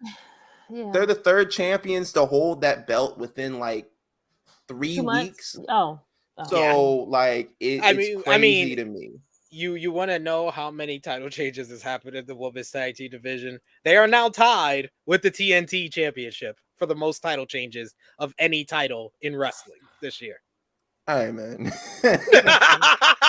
He's like, Ben's like, I need you to stop with these facts. No. It's really terrible how they just figure it out. Like, you know, like I feel like it's like I've been saying this for damn near like months, maybe years now. It's like bingo. And they figured like they roll the stuff, B29, and it's on the wall. Okay, the tag division against, let's see, what other, and then they get a group. Like, okay, like we just gonna just throw shit together. Like it's really just thrown together. Like you can tell that there's no effort, no one cares, and it's sad. And they wonder why people walk away because you don't book it the way it should be booked. Like then just take the belts away. Then like they don't mean a thing. Yeah, throw it away. They don't care, so why should we?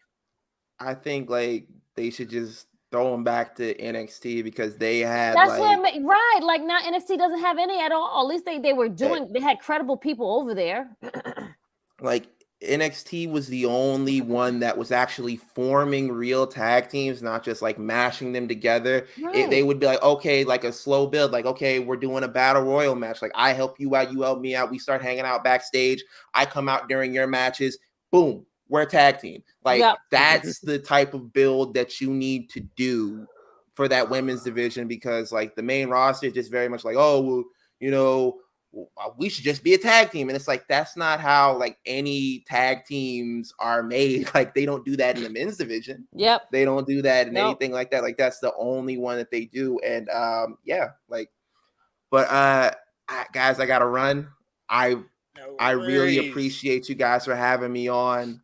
It like honestly, like this has been great, and I look forward to like us working together again, like that fantasy draft. I will be present for that. You let the team I will know. Be here for that. You pass along the message, but the floor is yours. Let the people know where they can subscribe to the Public Enemies YouTube channel, listen to the podcast, and follow you guys on social media. The floor is yours, sir. Yeah, you can follow us on Twitter at the Enemies PE3, and that's actually across like all platforms. You can subscribe to the Public Enemies podcast on YouTube. We have the Patreon Public Enemies podcast. The Patreon, like I get confused, but like, yo, you can always go to the Twitter. There's a link tree It shows everything on the link tree where we're at. The Patreon is on there. The Facebook group is on there. Everything is on there. We have our live episodes every Wednesday right after Dynamite. You can tap in on the YouTube. We stream on Twitter as well, and you can catch it the next day on whatever podcast streaming platform that you're on. But you can follow me on my personal Twitter if you want at the right there at the bottom of the screen at _son_of_Mars_. And yeah, thank you guys for having me. Thank you so much for joining us on the show. Had such a great time talking about everything from AEW and SmackDown with you. And like he said, check out the Public Enemies podcast every Wednesday following Dynamite over on their YouTube channel. Push up their numbers because they deserve it. They're doing great things over there. Thank you for joining us, Ben. Appreciate you, brother. Y'all take it easy. Later, bro. All right, so let's get into some of the news from SmackDown this past Friday or last night. Both Fightful's Sean Ross Sapp and TMZ have reported that your favorite, Miss Krssi Luv, oh my God, Vincent Kennedy McMahon had major spinal surgery earlier this month. And is currently recovering. The surgery, which happened on July 17th, lasted 4 to 5 hours and was intensive. According to TMZ, the surgery was a success, and there's no word on what the surgery was for or why he had it, but McMahon has taken some hard wrestling bumps during his time in WWE. Fightful Select has confirmed with WWE sources that Vince McMahon underwent the surgery last week and kept him from working on last week's SmackDown and this week's Raw. The surgery reportedly took 5 hours, and people close to McMahon said that it was, like for anyone, a major life-altering operation. When asked if the surgery would affect his work on WWE product going forward, no direct answer was given. It was noted that Triple H was not at Monday's Raw and that Bruce Pritchard ran the show. Triple H is expected to return imminently, and several people on the roster said they had no idea about the surgery until it was made public. So wishing the best to Vince McMahon. But I thought we had something bad to talk about the man, but he had surgery. Okay. Wishing you a speedy recovery, man. Get well soon. Maybe you get a some flowers sent. I don't know. We have to check the budget. It's like maybe the surgery can fix your other problems. Yes. So mean. I love it. Yes, very big hero, Chris. He says, shout out to the homie Ben. Thank you, Ben, for joining us. And I think we might have another special guest joining us for predictions, but we'll just have to wait and see about that. We got Negro Buck saying, great to have you, Ben. Hope to see you again. Definitely, we want to have Ben back on the show with the rest of the crew next time. Frantic Royal saying, good to see you, Ben. Bring the crew with you next time on THH. And we got Alan Banky who says, man, Session season 2 have not been canceled yet. Nope. Nope. It's on a writer's strike. All the writers on strike. So he took the surgery because it was on writer's strike anyway. So he was like, I don't have to work. I can get surgery now. Someone who's been working very hard as of late is LA Knight, and reports have emerged about LA Knight's backstage issues. While the Defiant One is a fan favorite, he fails to elect the same response backstage. According to PW Torch, Knight falls short when it comes to a particular skill. The outlet reported that the wrestler tends to rub people the wrong way backstage. Quote unquote, Knight has a long-running reputation for rubbing people the wrong way behind the scenes and just being bad at a backstage politics. This has impeded his growth in the company, despite all that he's accomplished in the last few months. But LA Knight fans can cheer up. As per the report, Triple H and his team of creatives are planning a push for the superstar post SummerSlam. However, the worrying factor is that Knight himself can jeopardize it. The promotion could aid him with the necessary thrust, but in case the fans stop reacting to him the way they do now, WWE is likely to shelf their plan for LA Knight. Do you foresee LA Knight getting that push post SummerSlam, Krssi Luv? I mean, if you're, oh God, this is not good, and this is not good look at all. you might. I mean, now it all makes sense. You're being an asshole behind the scenes, but you're giving good stuff that the asshole is loved out in front of the audience. Yep. Kind of like CM Punk. I mean, yeah, like, yeah, you're right. I mean, LA Knight, CM Punk. bro, Asshole. like you got to get your shit Mercedes together. Moné, from what we hear from certain people too. So. Oh no, are you serious right now? Oh my god, I damn Just dog, saying. like Happens to the best of them. It be your own, damn, It be your own people. It be your own damn people, son. Like the people that we're, the Tyra Banks, we're rooting for you, man. We're all rooting for you. And look at this shit. Like you're, god damn. Hate to see it. And I hate that this might be true. Please don't do this. Oh god, get it together, friend. Get it together. Yeah, like I understand, some people, we heard before with Sami Zayn that he rubbed people the wrong way, and that was just based on his personality and wanting to talk all the time. That was why he rubbed people the wrong way. But with LA Knight, I don't know if it's that same way. He may have made more of an abrasive attitude that's why people don't like him in that way. Yeah, I don't. That's terrible. Like, come on, get it together, friend. We shall see. We got Valabi who says, sounds like LA Knight is bad at politics. Seems so. We also got Annika who says, please don't turn him into Mr. Kennedy, please. Yeah, like, oh God. And that was bad. Mr. Kennedy was not, yeah. No. Hey, the start of his big push is going to be him winning the Slim Jim Battle Royal. Jesus. Big push, guys. Bitch push. Can't wait. Big Man Dog saying Mark Henry said LA Knight should quit WWE. I wonder why. Because like me, Mark Henry has seen this multiple times of someone who gets over without the WWE and they never take it well. Never. Let's talk about Raw this week. They did 1.818 million viewers. The show featured the Judgment Day dominating, kicking off the show with a celebration for Dominic Mysterio winning the NXT North American Championship. This led to Sami Zayn along with Kevin Owens coming out to interrupt, with Zayn challenging Dirty Dom later in the night. Dom went on to beat Sami thanks to a distraction from Damian Priest and Rhea Ripley, who attacked Kevin Owens, injuring his ribs.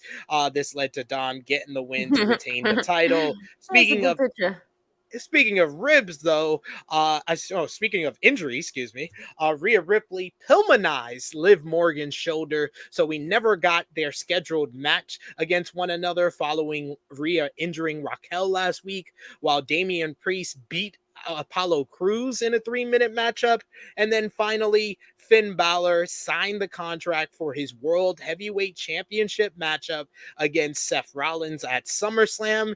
And this led to the Judgment Day surrounding Seth and jumping Rollins. Zayn tried to make the save, but the numbers got the better of them both, with Balor, Priest, Dom, and Rhea standing tall to end the show. Very good night for Judgment Day fans. You also had Becky Lynch picking up the win over Zoe Stark to earn her rematch against Trish Stratus. Trish was not too happy. Becky was. Becky happy. Trish not so much. But yes, this week's Monday Night Raw was a good one. Krssi Luv, what was your highlight, low light from the show? I think you're muted, but I think that was for a reason. Sorry. Yeah. Solid Raw for the, sometimes in between stuff, by like the mid 9:30 hour time, it gets a little low, and then it picks back up towards the end. But a solid show overall. I love that the Judgment Day looks really strong, and it looks like Finn might have a chance. Like it seems like it's showing like everyone being like a dominant faction, like showing that how the Judgment Day should have been looking a long time ago. I feel like. Yeah. Yeah, it feels like we're coming up on either the end of the Judgment Day or the peak for the Judgment Day. Right. I hope it's peak. Like let's give them a little bit of a oomph before their downfall, if that makes sense. 100% agree. Yeah. We got Annika who says, I'm so emotional about this story. Let Finn beat Seth 7 years. I don't see it happening, but hey, I mean, but I was like, damn, he's gonna lose the third match. Like, come on, guys, like the third one, like y'all gotta like. And how long Seth had this belt now? Since May. Since May. Okay, we can pull the trigger and get. We can pull it. I don't know if it'll be. Maybe I got to see Monday's show to see if it like looks strong, but people won't even let poor Finn even talk. Poor Finn can't even get a word out. Alan, who says the real main event draw, 2 million Dirty Dom, baby, future world champion. Dom's been drawn. He drew on NXT, 700,000. Yeah. He drew again this week for NXT. He drew the big rating, the big quarter hour for Raw, 2 million people watching him and Sammy. What do you think about Dom, the draw? Again, putting the belt on him was an actual good idea, I guess, to make him like work more in ring to get better. And these veterans will like, make him look good and make him look strong and like hopefully like showcase like better. I think he looked better this week from both shows, I feel like. And because we've been saying like, he's not really good in ring, but I feel like these last two showcases shows that he's getting a little bit better, I feel like. So I'm not mad at like Dom drawing in people because they can't stand him. We got Myron, Myron, who asks, do you think that Judgment Day are overexposed? They were on all 3 shows last week. It was only last week, so I don't think that they are overexposed. And these are the steps that WWE took, if you remember, late last year with the Bloodline. The Bloodline were on Raw and SmackDown every week. Every week for like months. Yeah. For months. And that is why they got over the way they did. So I think they're just trying to follow that same footsteps with the Judgment Day and what we talked about last week of Judgment Day potentially replacing the Bloodline for when it's over. So I don't think it was overexposure though. Yeah, I don't feel like I feel like it needs to be like that so that the story is told very well and it's like executed the right way. So how do we make them be a strong, dominant, like heel factor that will potentially take over? You got to have them showcased on every show. And I'm not mad at the NXT run, to be honest. I think it was a wise decision. Right. It makes you enjoy what was chicken crap down there. I can actually watch the show now. Right. Like it gives me like some type of like meaningful like reason to like, let me just watch. Because it used to be just like background noise. I'm serious. I'm okay. No, I'm laughing because you're all right. You're all right. It was most everybody was saying that for the better part of the past 2 years. 2 years. It's been like it's like I'm giving you ratings because it's on, but I'm not really like engaged in it. I'm not really watching. Not really like paying attention. Correct. Like okay, who won over there? Oh, okay. Let me go back to like finish washing these dishes. Oh yeah. That's nice. That's nice. That's nice. That's nice. That's nice. Following the angle on Raw, Fightful Sean Ross Sapp confirmed that the injury to Kevin Owens was actually legitimate and not a work. Dave Meltzer reported additional details on Owens' injuries on Monday's Wrestling Observer Radio. According to Meltzer, Owens is dealing with a fractured rib at the moment, and Owens has actually been working with the injury for a while now. Meltzer continued, it was just one of those things where they were waiting for a time to finish up with everything. Sheesh, don't do that. Don't do that, Skip. With everything he'd finished up, Meltzer added that Kevin Owens is going to be given time to rest. It's unknown how long the injury is expected to put Owens out of action and how WWE will address the tag team title situation. How do you think WWE addressed the tag team titles with Kevin Owens currently injured, Miss Krssi Luv? Finally, I guess either one, breaking them apart and keeping them on the show. Well, you know what?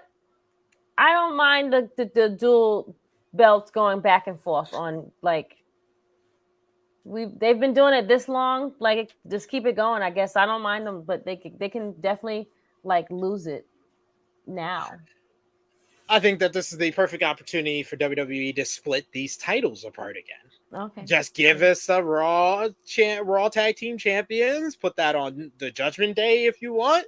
And then you have the SmackDown Tag Team titles. And you can put that on the Street Profits if you want. Since Pretty Deadly Kit Wilson currently injured. So yes, that makes put it on the Street Profits then. Put on the street, because the Street Profits are not doing anything. And I'll give you a story with like how, like, I guess Ty and Bobby Lashley, like saying, "Hey, I got you these tag title, I got you these belts. Like I got these in the match, win." And I guess that'll tie in Bobby Lashley and them together. Makes sense. Yeah, I like it. Since you pretty much have kind of.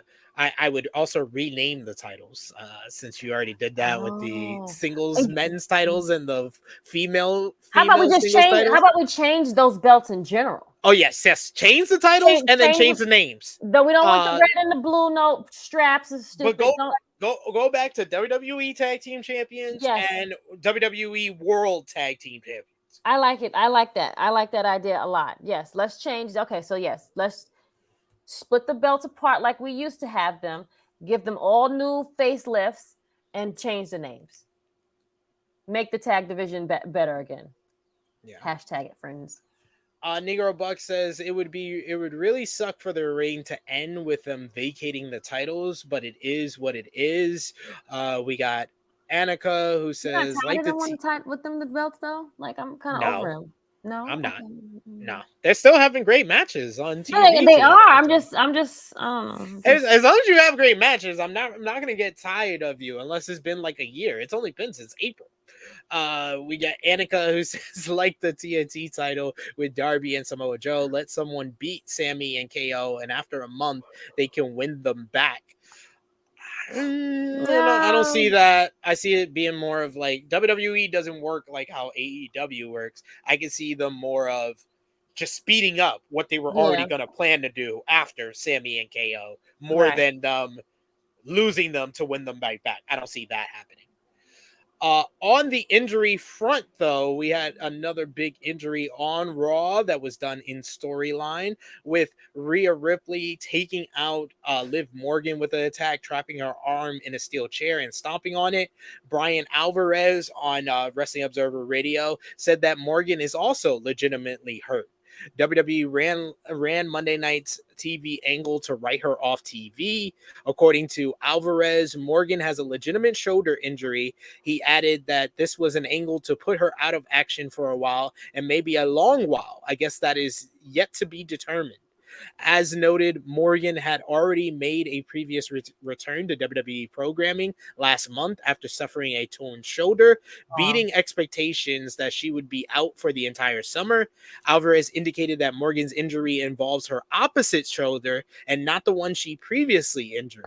Alvarez continued, my understanding is that it's the other shoulder. They injured the left one in the storyline, but whichever one she hurt last night, I think she hurt the other one this time.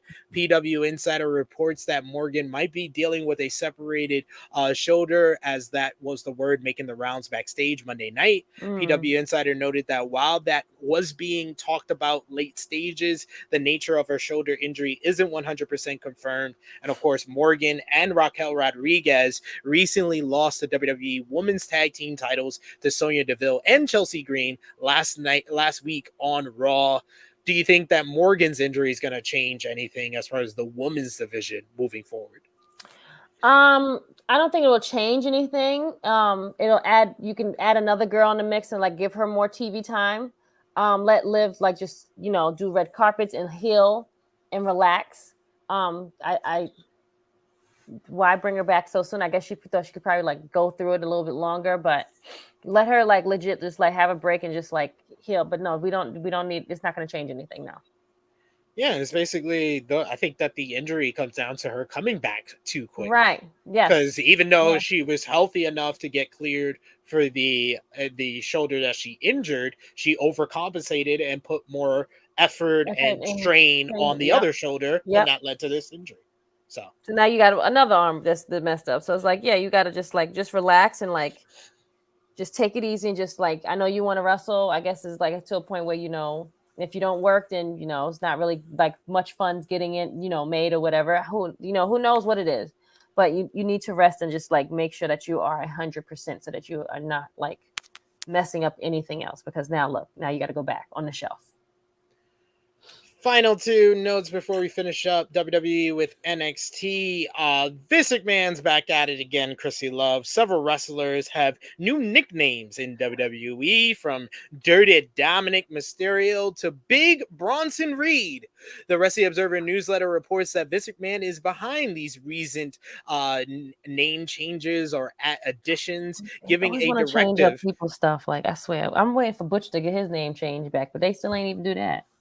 Given a directive that they need nicknames earlier this month. While Reed and Mysterio have had their nicknames on TV, others have had names mentioned by announcers, including the Hellions from Hades, Judgment Day, the Spirited, Sami Zayn, the Scintillating, Santos Escobar, the Cheeky, Chelsea Green, and the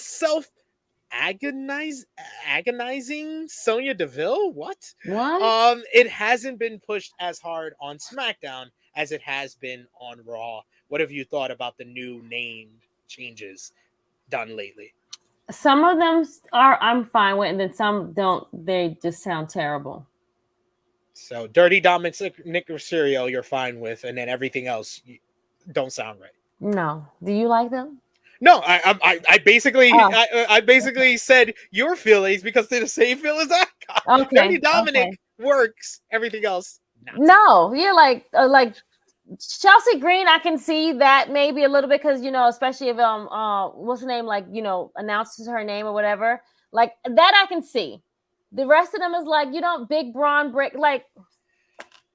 Don't do that, Skip. Don't do that to him. Like, seriously. And I'm not even like a Braun Breaker fan, but like, come on. Like, you don't have to, like, we know he's big. Like, why do you want to add, just let it go? Like, you need to just do something. Like, you want to just go into recovery and just relax yourself. Like, you don't need to do anything. Please. We got Alan Baker. He says, what is this? The 1980s WWE? Right. The big Braun Break, like, Bad News Brown. Like, no. And then finally, Logan Paul is set to make his return to a boxing ring in October. ESPN's Mark Raimondi reported on Friday that Paul is set to compete on October 14th card in Manchester, England. KSI is also set to fight on the show, and the report says that both will fight unannounced opponents. This is Paul's first boxing match since he went to a 8-round draw in an exhibition bout against Floyd Money Mayweather Jr. back in 2000, I believe this was 2021, but not sure. There you go. So that is all. And then finally, NXT. The show did 703,000 viewers. So once again, above that 700,000 mark with Dom and Judgment Day on the show.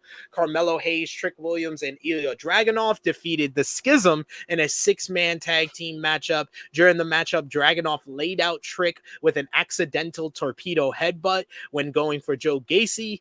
This led to Trick calling Dragunov out to end the show, leading to a big brawl between the two, with Ilya standing tall, and then Mello coming out and taking a torpedo from Ilya for an injured Trick. We had Rhea Ripley defeat Lyra Valkyria in a very good contest. After the matchup, Rhea tried to motivate Lyra to go on to defeat JC Jane. You had Roxanne Perez and Blair Davenport got into a supermarket brawl, like their name was Stone Cold Steve Austin and Booker T, to build to their Weapons Wild match at NXT Great American Bash, which we'll do predictions to end the show today. And then finally, you had Baron Corbin come out and interrupt Gable Stevenson's decision as he announced that he was staying in WWE NXT, and he will go on to face Baron Corbin this Sunday at the Bash. So pretty good episode building to this Sunday's card. And speaking of Gable Steveson, as previously reported, he's going to make his debut tomorrow at NXT Great American Bash. This would seem to suggest his future will be in WWE only, although he has said in the past that he plans to use his last year of NCAA eligibility to compete. Steveson mentioned that he wanted to get his third NCAA title and go to the Olympics, but had to get cleared. And the Wrestling Observer newsletter reports that WWE is currently not sure if Steveson still plans to compete in the NCAA World Championships, and not even Steveson knows, since he has a contract with WWE. They will have to make the decision soon, and the World Championships happen from September 16th through the 24th in Serbia, and he's still competing on an amateur level as he won the national championships and Final X over Mason Paris a few weeks ago. Do you think Gabe Steveson goes back to the Olympics at least to try to win a gold medal again? Probably so, if he can be eligible for it and like get in, when the pre-trial runs to go. Yeah, I think he would definitely, like, why wouldn't you? Like, I can always come back to this stuff. WWE has had an Olympic gold medalist before. They've never had a two-time Olympic gold medalist. Correct. It's gonna help your career. It can help who your character can be. You understand? Like, we've had an Olympic gold medalist, but you never had a two-time Olympic gold medalist be an asshole and just be, He hit those suplexes really good on Corbin too. I will say, you can tell he's been working on it. Baron Corbin is he's like the Miz now too. Like, they're these go-to guys that say, "Hey, we need you to do this to make these people look strong." They're the best losers at losing, as Bam Bigelow said. The best losers at losing. Yes, absolutely. Bam Bam's line. And then finally, WWE has announced that NXT will be going back on the road again in September, with NXT No Mercy returning as a name. The event will be held on September 30th in Bakersfield, California. Tickets go on sale Friday, August 4th. Yes, NXT No Mercy coming up in September. That's the next pay-per-view after the Great American Bash. But I told you we had a special guest because we got some tournament time to talk about. It's tournament season, Miss Krssi Luv. G1 Climax, not a porno. 5-star Grand Prix with Stardom. So I had to bring in an expert. I had to bring in someone that I always like to bring in when we're talking about Japanese pro wrestling, whether it's Joshi, whether it's New Japan. One of the most knowledgeable people in wrestling media, content creator, podcaster, writer. You see him on the 5-star Wrestling Network. You see him on Fightful. It is Scott E. Wrestling. Scott Edwards returning to the flagship. How you doing, sir? How are you? I'm doing good. How are you both? Long day, I'm sure already. I just saw it was 2-hour mark, so I'll try to. At the right time, and look at you rocking the Laker colors. I love it. You did it for me. I did do it for you because I forgot I had the hat, and I was like, I'll rep for him. I'm a Celtics fan, so this makes it even funnier. I know. That's what put a smile on my face. I got it. I got this a while back and I like it. It's the You need to send one to Paul Pierce. Maybe he'll be nicer to people. No. Well, I'd rather not talk to Paul Pierce. Thank you. Dwayne Wade's better. Anyway. That is correct. We got Alan in the chat who says Gable Steveson should go back and win another gold medal instead of staying in NXT and then go to probably Raw. That's a good point. That is a good point there. But what have you good at wrestling first? I like pro wrestling. We're going to see tomorrow. We're going to do predictions for that show after we're done with what we missed. But I wanted to ask you, Scott, before we get into what we missed from this past week, what have you thought overall about the G1 Climax 33 tournament so far? It's definitely been a tournament. I can confirm to you it is a tournament that is happening in professional wrestling. It's a tournament that is happening. I love that. If you go to WrestleIn.com and you listen to this week's Ace Techers, I literally started Ace Techers with, where has my G1 Climax gone? Where has it been? But I will say, this week's cheating. Since last Friday, it's felt like the G1. Oh, really? Okay, it hasn't been feeling like the tournament. Okay, got it. It felt like that since last Friday. Tuesday, Wednesday, and Thursday are like cheating though, because it's like they're in Korakuen twice and Oda once, so it's like, all right, they're gonna be good. Everything else is like, there's too many matches. There's just too many things. Like, I don't need. I'll probably shit on some people accidentally in this show, so it's okay. It's all right. It's all right. Well, let's go through this week's stuff, starting from last Sunday, day 6 of the G1 Climax 33 tournament. Saw an absolute banger, of course, with Shingo Takagi defeating Tomohiro Ishii in an awesome, hard-hitting affair as Ishii almost got dropped on his head with that, like, CR2 Tiger Driver at one point. But Shingo picks up a victory. Tomohiro Ishii had yet to win in the G1 Climax up to that point. You also had David Finlay win the Bullet Club Derby over Evil in the main event, out cheating the House of Torture leader. Then you go on to day 7, which I say so far, and like you said, the cheating for day 7 was in Kurgan Hall and had one of my favorite main events of the tournament so far, as Sanada.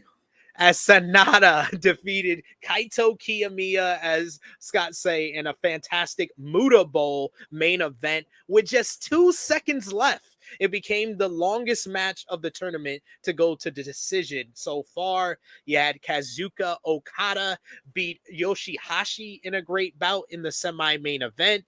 And you had Will Ospreay defeating Great Okan in a United Empire Derby in a great opener to the show.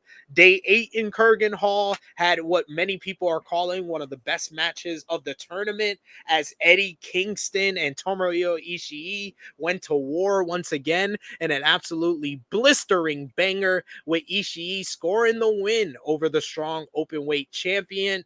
Yeah, Tama Tonga beat the never openweight champion David Finlay to score 2 points in the C block. And then you had Jeff Cobb defeating Zack Sabre Jr. finally this year after 2 previous bouts in a very good main event to the show, as these two put on another great encounter, and Jeff Cobb finally beat Zack Sabre Jr. in 2023.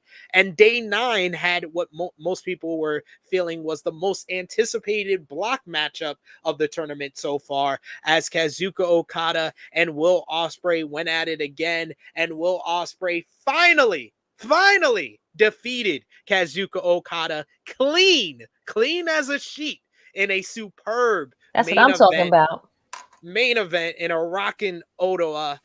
You also had Sanada defeating Ren Narita in a good semi-main event, as Sanada goes 5-0 in the tournament so far. And what was the wildest and most unique match of the tournament so far, Gabe Kidd and Kaito Kiyomiya went to a double countout in an electric, wild brawl that went all over Ottawa and got out of hand almost immediately. And Tai Chi beat Yoshihashi in a surprisingly good matchup earlier in the card. Respect Tai Chi. Thank you. Respect Tai Chi. Tai Chi, MVP of the G1. I'm just saying, had the best match of the tournament with Okada. MVP of the G1. Scott, what was your highlights from this week in the G1, and who would you say MVP match of the tournament for you so far? There's a lot. You just said so many shows, so I gotta go back. I think I'll just say it here. I'll say it now. I think Bullet Club stinks. War Dogs? You're not a fan? I think, last year a lot of people were complaining about the current state of the Bullet Club, right? And they're like, oh, this will be good. It'll be new. And I know a lot of people are digging this Bullet Club. You know what the best Bullet Club is? The one with the same leader from last year, just in a different company. That's the best Bullet Club. Bang bang gang. Bang bang gang. Always guns up, baby. Guns up. So that'll be my first little take here because I don't like them all that much. But what I do like is that this felt like the G1 this week. That's my highlight. It felt like the G1 climax for the first time in a very long time. My match of the tournament right now is Ishii and Eddie, just because the Korakuen crowd was going insane, and it was just such a slugfest. And listen, I am one that is not even like the high guy on Ishii. Like some of his matches, I'm like, all right, I just saw that 3 different times, but that's fine. This one was different though, and I think it's because of Eddie. Like I just think Eddie can bring the best out of someone. He's so good at getting his ass kicked, frankly. And you want him to fight back, and he fought back, and he fought back. I thought that was tremendous.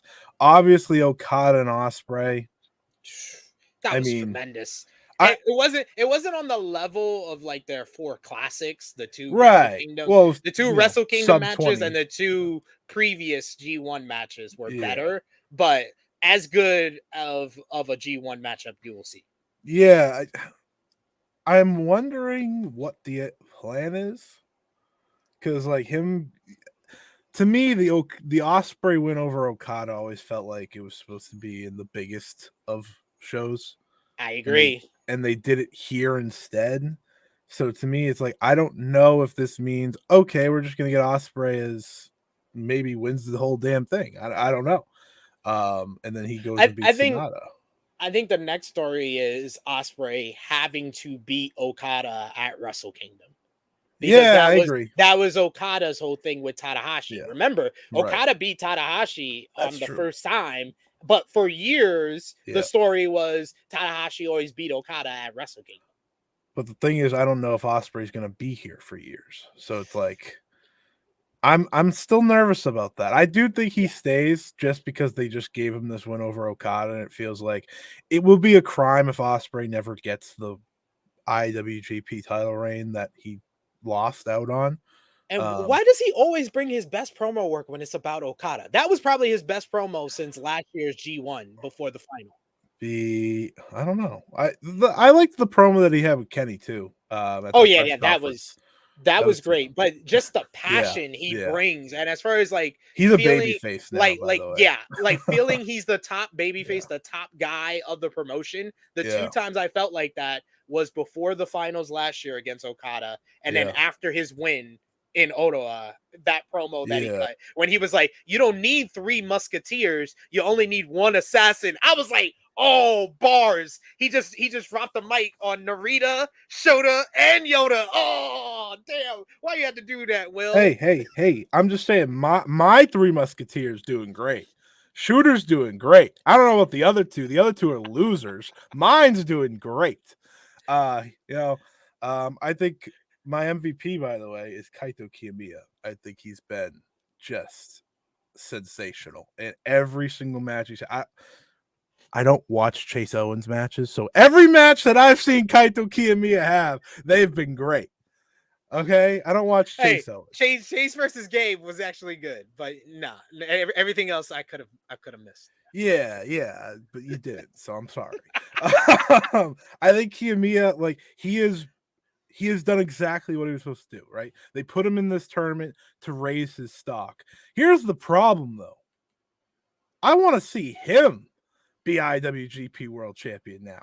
I'm not getting that. He's not in this company.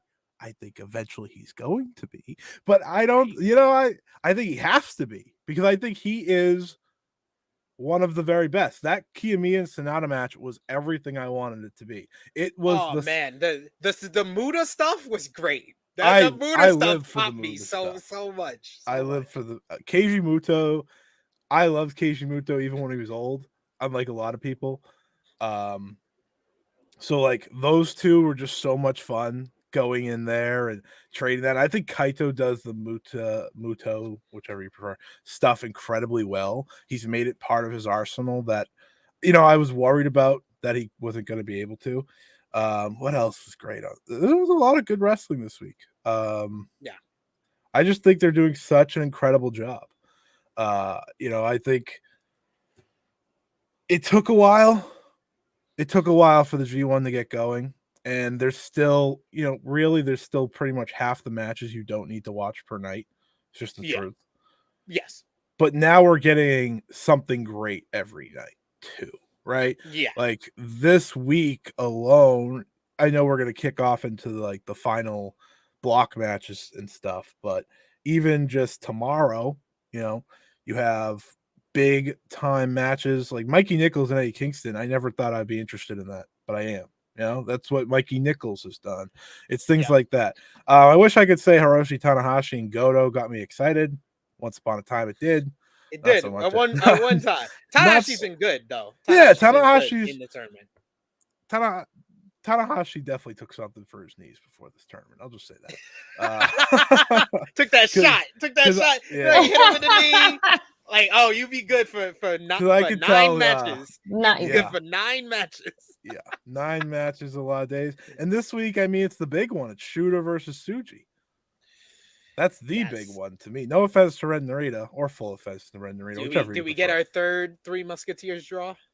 I don't know, because Tsuji's just a loser otherwise, so maybe he should get him. Dude, I was like, yo, Ren and Tsuji, they gotta pick it up because you got 2 matches left and y'all need big wins. Neither one of you have big wins. I know I have a Shooter bias, but I think he has easily looked the best because again, he's won. He's had like big performances. Tsuji's just losing. I watched him lose to Hikuleo. I was like, "What the hell?" Man, that was actually better than I thought it was going to be. That was a good big man matchup. But I feel like Shooter's best performance wasn't even any of his wins. It was the draw with Kiyomiya. Yeah, that was great. They did that perfectly. I was like, this is right here is the Shooter they want. Yeah, this fiery baby face who doesn't give up, like that's exactly what he's going to be. So I definitely agree. It's been a great week. If you asked me last weekend, oh my god, I would be shitting on it. I mean, if Krssi don't notice, last week we just sped by G1. We did. Now we're actually spending time talking about it this week, and not bad enough that we had like a long ass show either. Too like I don't even know if we had time to do it, but still, we didn't even have time to do it. But even if we did, I probably would have sped by it because I was not a fan of that first week. But we got a bunch of people praising Kaito Kiyomiya in the chat. Negro Buck saying Kaito Kiyomiya has made a fan out of me this tournament in the world. That Kaito Gabe match, yo, that was different. That was different. I admittedly am not a big Gabe Kid guy for reasons outside of professional wrestling, but that was fantastic. That match was that was fantastically done. I didn't think I'd watch a brawl that ended in a double countout and be like, that's one of the best matches of the tournament. Thanks, though. They did a great job. I think Kid's had some good performances, right? I think his rage and stuff like that. Like the Shota match was really good too. I liked the Shota match a lot. But Alex Coughlin has really upset me because I was higher on him going into the tournament, and he's just, he's in a tough block because he's just with the old guys, but I don't know. The Zack Sabre Jr. match felt like one that you could really stick out, and it was disappointing. Yeah. Disappointing. The Jeff Cobb match was good. That was a nice kind of turned my expectations around where Coughlin did the power and Cobb did the high flying. I like to say, you know what David Finlay is? He's a good hand. Nothing more, nothing less. Pretty good hand there. Much like Sean Spears was to Cody Rhodes. Yep. Alex Shelley made a challenge this week, and now it's official. He will be defending the Impact World Championship coming up at NJPW Impact Multiverse United 2. He's going to be defending against Hiroshi Tanahashi at the event on August 20th in Philadelphia.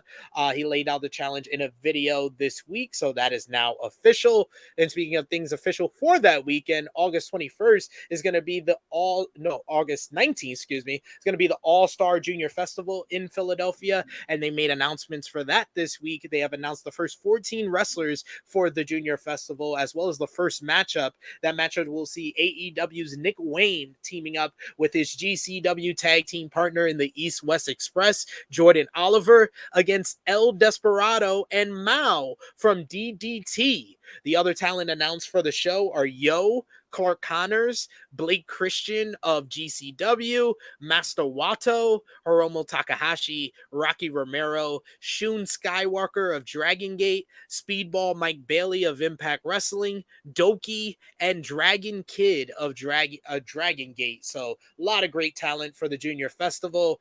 And just a final update on the G1 Climax 33 standings in the A block. Like I said before, Sanada is 5-0 with 10 points. You got Kaito Kiyomiya with 6 points, Shota Umino with 6 points, Gabe Kidd with 5 points, Chase Owens with 4 points, Hikuleo 4 points, Yota Tsuji 3 points, Ren Narita 2 points. This sucks. I got to root against one of my guys. Damn it. Yes, because the top two in the block will move on to the playoffs, the Elite Eight. And Sanada has already qualified for the playoffs. Krssi Luv, it seems like it's a 3-man race for the second place between Kaito Kiyomiya, Shota Umino, and Gabe Kidd. Who do you think get second place in the A block, Krssi Luv? Kiyomiya, Shooter, or Gabe? It's a 3-way tie. Well, Kiyomiya and Shooter have 6 points. Gabe has 5 points. Say their names again. Gabe Kidd, Kaito Kiyomiya, Shota Umino. Shota Umino. You agree, Scott? That's so. The only reason I don't agree is because I need Kaito and Okada. Like, I need it. It's not happening. I told everybody. Everybody. You're not happening. Gato's a coward. I'm sorry, guys. It's not my fault. It's not my fault. Gato's a coward. Listen, I know Gato's a coward because I have to decide between Shota and Kaito Kiyomiya. They should just both be in. I think Kaito makes it just because I think they're putting him over for Noah. I think like even if he doesn't fight Okada in this tournament, they want him to be a bigger deal for when that match does happen, presumably at the second Wrestle Kingdom night that they usually do. So that's what I think. But Shooter should get through because you should be pushing one of these goddamn Musketeers. Yeah, but they're not doing that. I wasn't here earlier in the show, so this is very off topic. Did I miss Jade Cargill like leaving? No. She's on vacation. She's taking time off. Right. She's not. She didn't leave. So on Observer Live said I've heard things like she might not come back. Oh. Who said that? Dave? What? Sorry to give you sorry to drop a bomb in the middle of the show. I was seeing people writing about Jade. I was like, what? Jade hasn't been around in months. Breaking news here, but yeah, I'm seeing that online right now. No. I'm seeing that. I'm seeing that online right now. But she's considering not returning.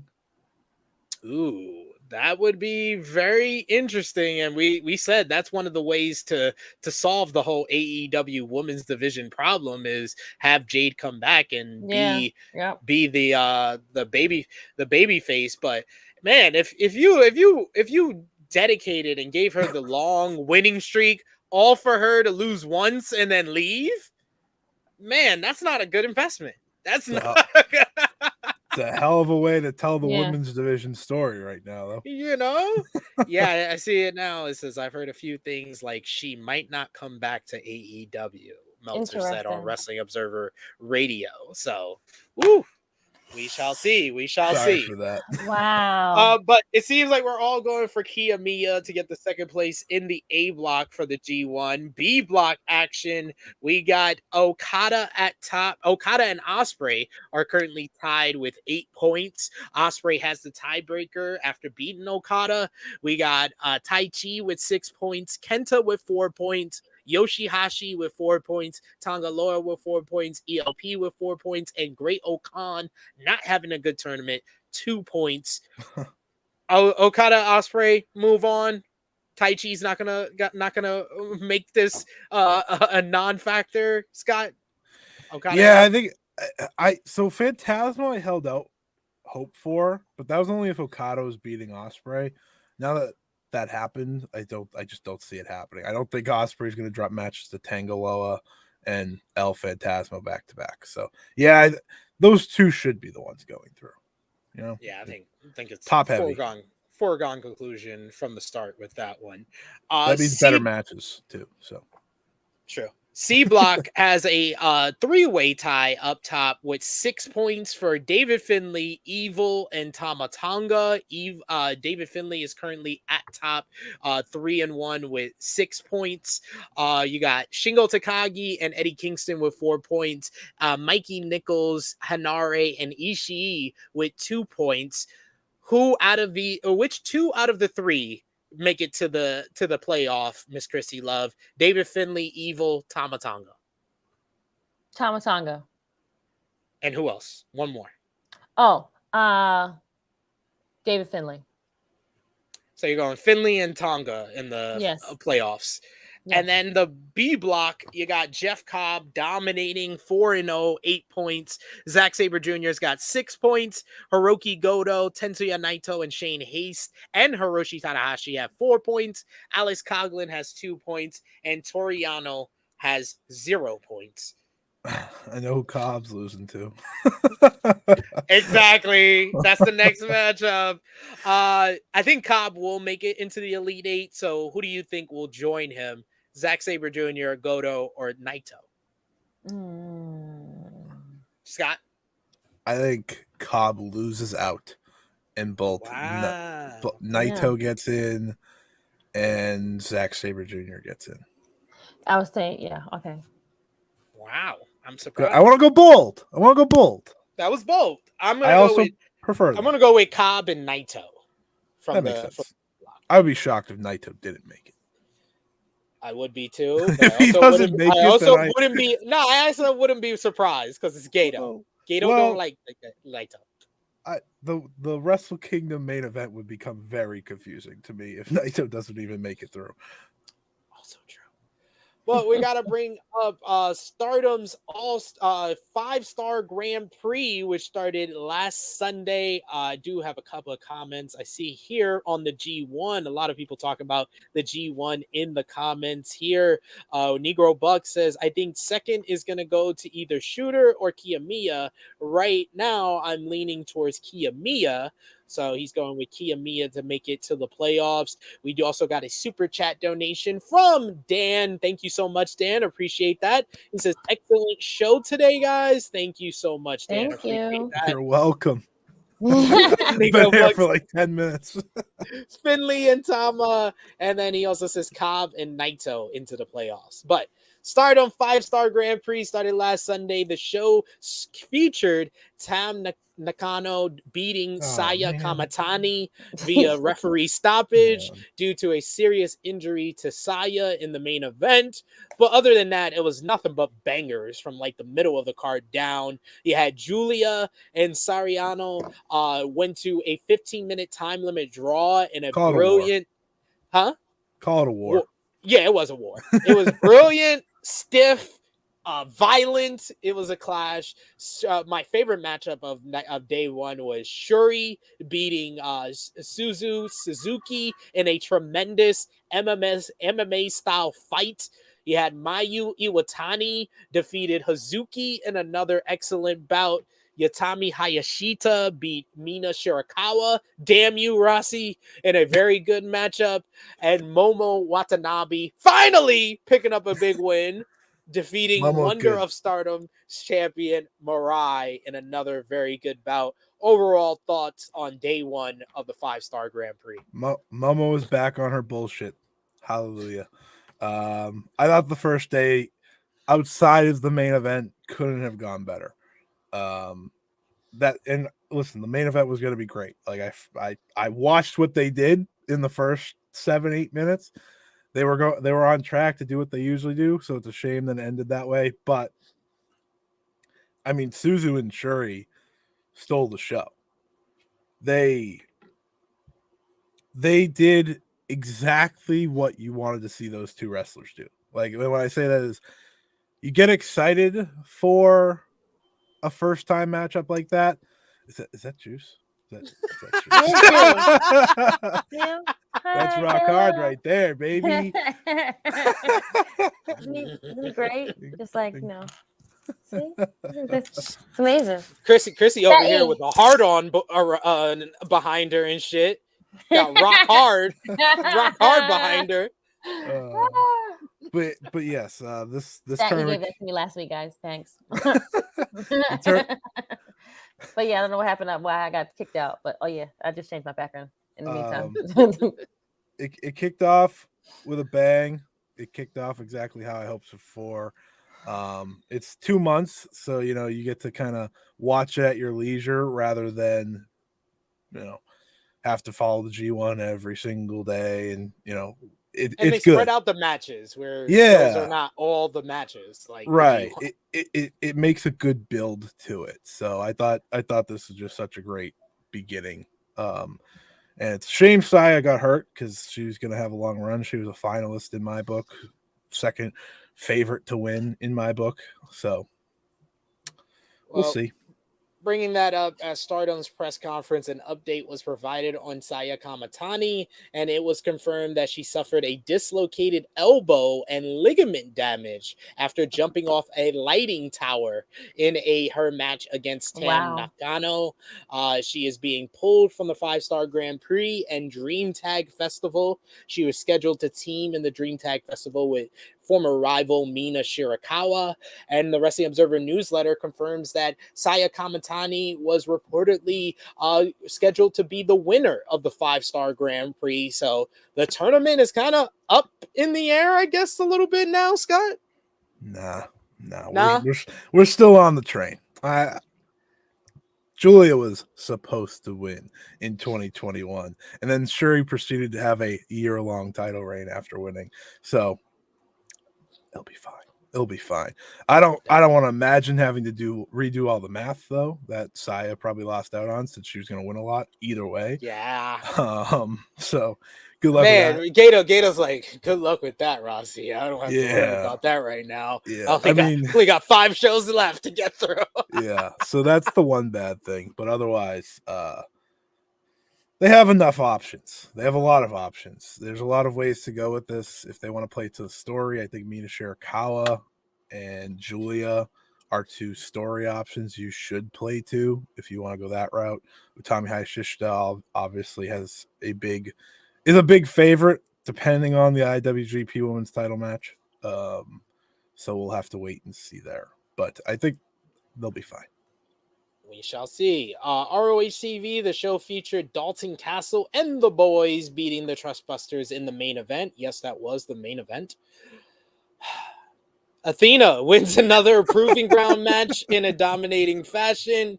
Josh Woods beat Eli Isom in a Pure Rules matchup. Post-match, Mark Sterling challenges Katsuyori Shibata, who was one of the judges for the matchup, to a Pure Rules Championship matchup next week, which he accepts.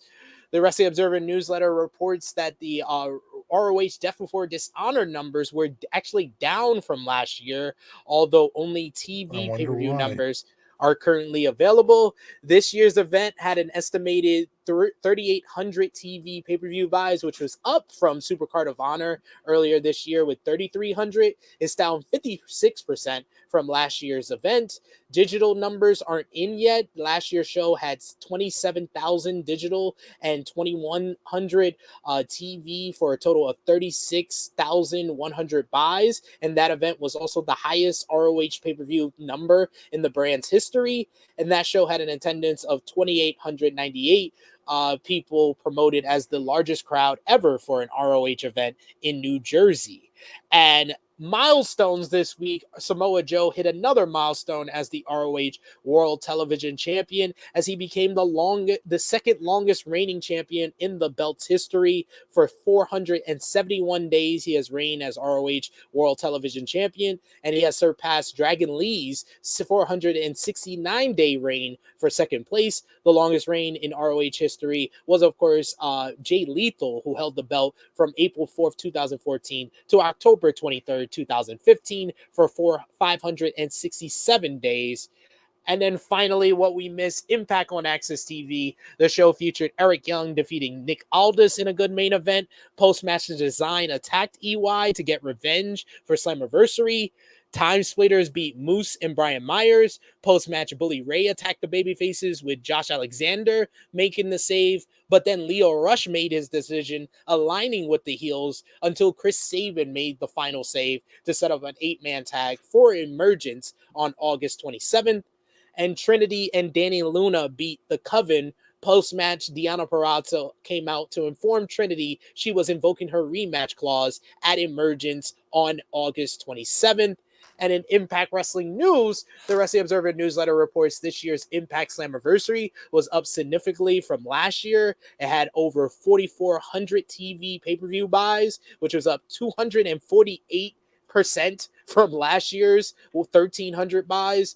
And on Thursday, Impact Wrestling announced a 3-night tour of the UK, which begins this October, which stops in Glasgow, Newcastle, and Coventry. It runs from October 26th to the 28th. So good news for Impact Wrestling, getting back on the road outside of the country. But that brings us to Krssi Luv's favorite part of the show, Match of the Week, where we choose the top 3 or 5 matches from this past week. Scott, you know how to play this game here. Miss Krssi Luv, you want to go first for once here? No. I figured that. Sorry. I will do one day. We'll go first, but one day, but not today, because I didn't watch a lot this week, so forgive me. All right. Honorable mentions to the main event of Dynamite, BCC versus Lucha Bros versus Best Friends. Honorable mentions to Sami Zayn versus Dominic Mysterio from Raw. And Ray versus Santos from SmackDown. That was pretty good this week as well. Number 5 for me this week, Darby Allin versus Swerve Strickland from Dynamite. Thought that was a great matchup. Number 4 for me this week, I'm going to go with Shingo Takagi versus Tomohiro Ishii from day 6 of the G1 Climax 33 tournament. Number 3 for me this week, I'm going to go with... It's close. It's a toss-up. I'm going to go with Kaito Kiyomiya versus Sonata from day 7 of the G1 Climax. Number 2 for me, Tomohiro Ishii versus Eddie Kingston from day 8. And number 1 this week, Will Ospreay, Kazuchika Okada from day 9. Krssi, go ahead. I have 3 this week, unfortunately, but I will do number 3. We'll go to Swerve and Darby. 2 will go to Dynamite's main event, and then number 1 will be Ospreay and Okada. Scott, what's your matches of the week this week? All right, we got Sonata versus Kaito Kiyomiya, number 5. We got Okada and Ospreay at number 4. Julia versus Saori Anou, number 3. Ishii and Eddie Kingston at number 2. And then Shuri versus Suzuki at number 1. Yeah, I thought about that after I said mine. I'm going to have to bump Darby and Swerve out and have to put Shuri and Suzuki in my top 5 because that match was absolutely outstanding. It was a long week. It was a very long week. I should have had mine written down already. Annika says, number 1, Darby and Swerve. Number 2, triple threat tag team match on Dynamite. And number 3, Becky versus Stark. Oh, that was a good one too. Yeah. We got Negro Buck says Okada and Ospreay, number 1. 2, CSJ versus Jeff Cobb. Number 3, Ishii and Eddie. Number 4, Darby and Swerve. Number 5, Sonata and Kiyomiya. He says honorable mentions to Rhea versus Lyra, Dom versus Sammy, Kiyomiya versus Gabe, Dynamite main event. Kiyomiya versus Gabe got to be in my honorable mentions because I love that match. I'd like to respect Rhea versus Lyra, specifically because it was the first Rhea match I've seen in a very long time that didn't have Natalia or Zelina Vega in it. Just thankful for that. We got Alan Bakey who says number 5, Dom versus Sammy. Number 4, Swerve versus Darby. Number 3, Eddie versus Pitbull. Number 2, Sonata versus Kiyomiya. And number 1, Okada versus Will. Pitbull the rapper? Huh? Never mind. Sorry. Pitbull the rapper. I love the way you said it. Pitbull the rapper. That's what I was like, and then I was like, wait, no. That's why I took it back. I was like, never mind. Sorry. Never mind. Let's tie a bow on this edition of Tru Heel Heat. Rapid fire predictions for NXT Great American Bash tomorrow night in Austin, Texas. You got the pre-show matchup. It's going to be an 8-person tag. Nathan Frazier, Dragon Lee, Valentina Verois, and Yalusi Leon versus the Meta 4. Awful fucking name. I hate that fucking name. Krssi Luv, who you got in this one? Last Legend and Crew. The Metaphor. The awful fucking name. Yeah, that's why I didn't want to use that name because it's dumb. Scott, who you got? Yeah, them. I'm gonna actually go with the baby faces because it's on the pre-show. You got to get the people hyped. No, I'm not gonna watch it. Nobody's gonna watch it, so they're not gonna really care. Baron Corbin goes one-on-one with the debuting Gable Steveson. Of course, Gable Steveson gets the win. Krssi? I can't believe they put this guy in a turtleneck. Who does he think? Christian Cage? Come on, what the hell is this? Jesus. Gabe is definitely winning this one. Scott? It would be the most incredible thing WWE's ever done if Baron Corbin won. But it's his debut. He can't win. That's why it's funny though. That would be so WWE. Just have so WWE. End of days 1, 2, 3. But yeah, definitely cool. Definitely Steveson, not Corbin.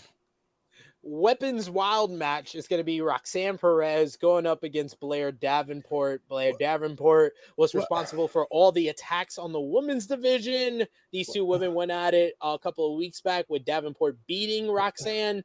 Does Roxanne get her win back? Who wins, Scott? Why do we always have to have stipulations? Yep. Why can't it just be a singles match? A clean, just a match. Yep, it's a match. Just like they would have a great regular singles match, but instead we have to make it Weapons Wild. Weapons Wild. I don't know. I don't think Roxanne ever wins, so I'm just gonna go with Blair. I think Blair probably needs it a little more. I'm gonna go Roxanne to win only because we're in Texas. She's gonna win. Oh, they're hometown. She's definitely hometown girl. That means she's definitely going to lose, right? Natalia and He's like, it's WWE. Krssi, who you got?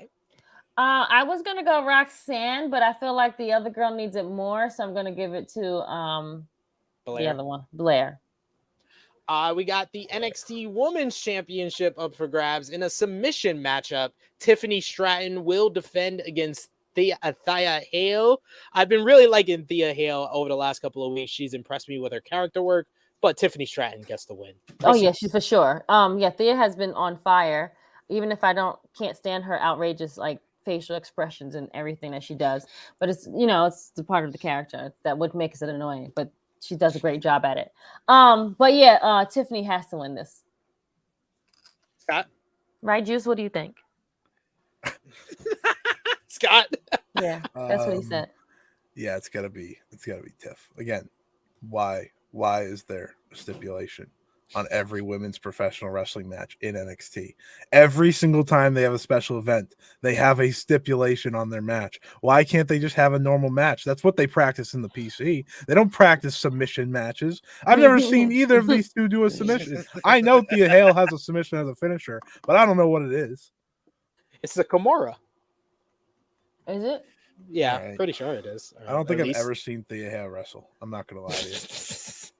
I'm going with Tiff Tiff to get the win-win.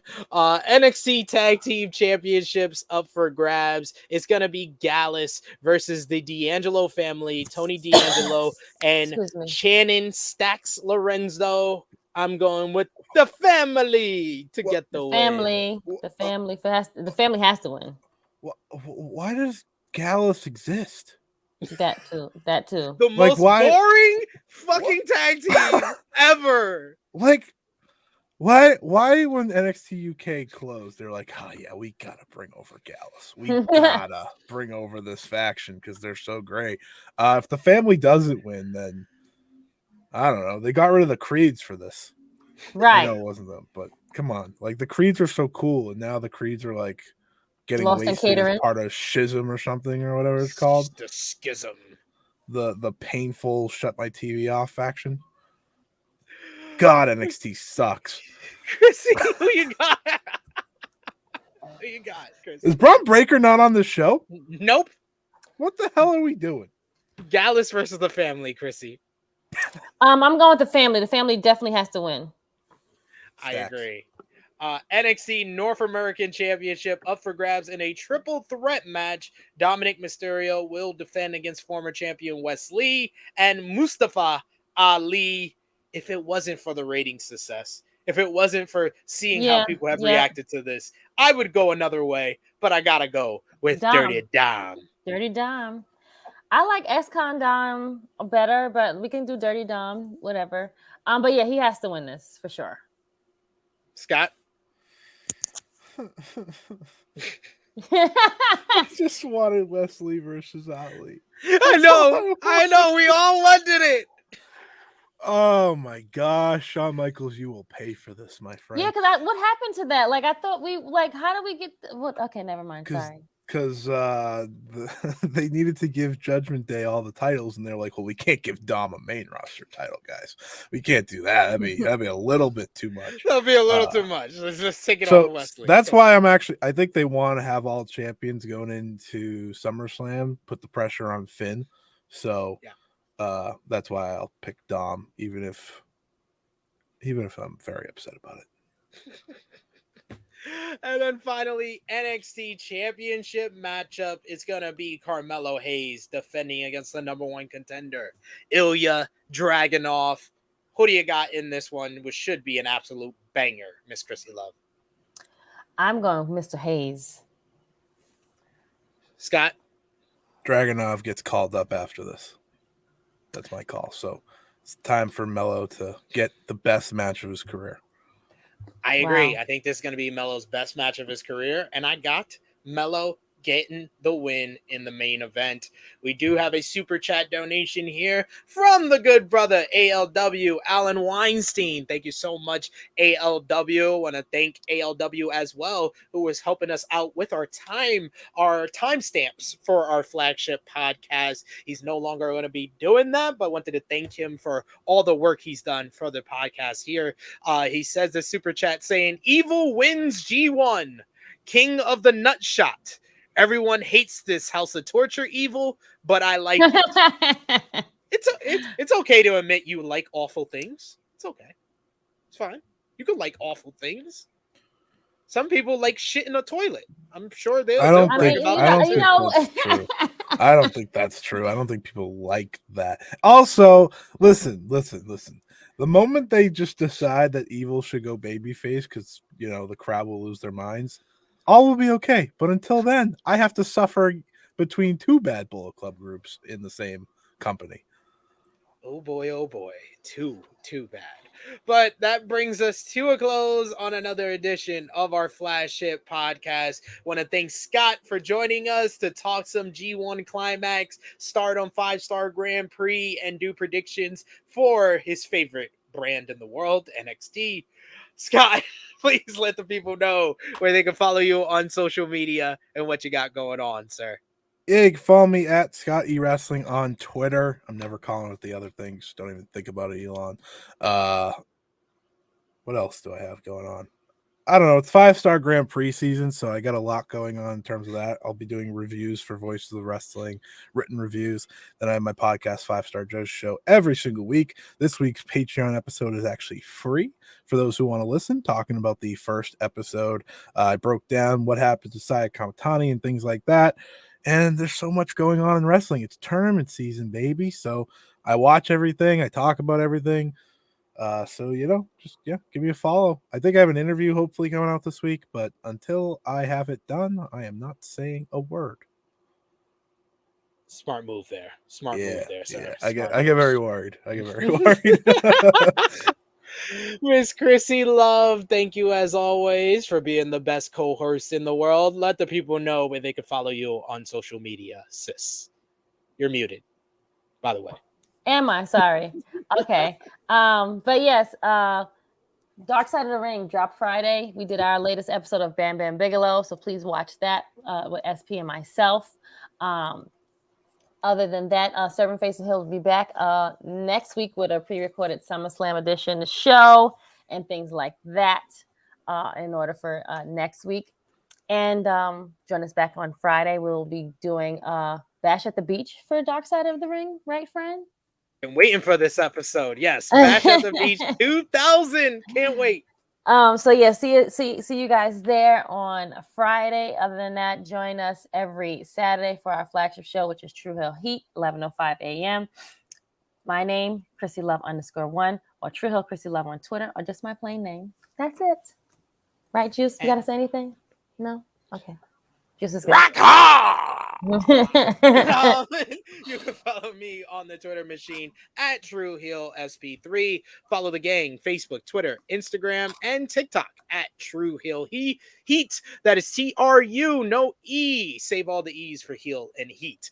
You and check out all the great stuff we got over at patreon.com/Tru Heel Heat. $3 a month, more exclusive content, the Tru Heel Heat Prediction Championship, plus much, much more. My Raw report is up there right now. And check out all the great content we got on the channel right now, like last week's episode of the Flagship podcast with myself, Miss Krssi Luv, Top Guy JJ, and special guest Sat E. Nyangi. Thank you so much, Sat, for joining us last week. Check out our NXT, The Great American Bash preview from earlier this week with myself and Romeo. Check out myself. He's on the poster. Wow, I can't. Not on the show, but on the poster. And check out AE Ramble number 104, Mogul Fox, as we talked about this week's AEW Dynamite, myself and Jimmy Macaram from Thursday. But for Miss Krssi Luv, for our special guest, Ben of the Public Enemies podcast, thank you so much for joining us. Thank you so much for joining us, Scott Edwards. Thank you so much for joining us, all of you in the chat. It is me, your Tru Heel Phenom, SP3. This has been Tru Heel Heat 236. Go all in on women. We are signing off until what? next Go. time. I can't.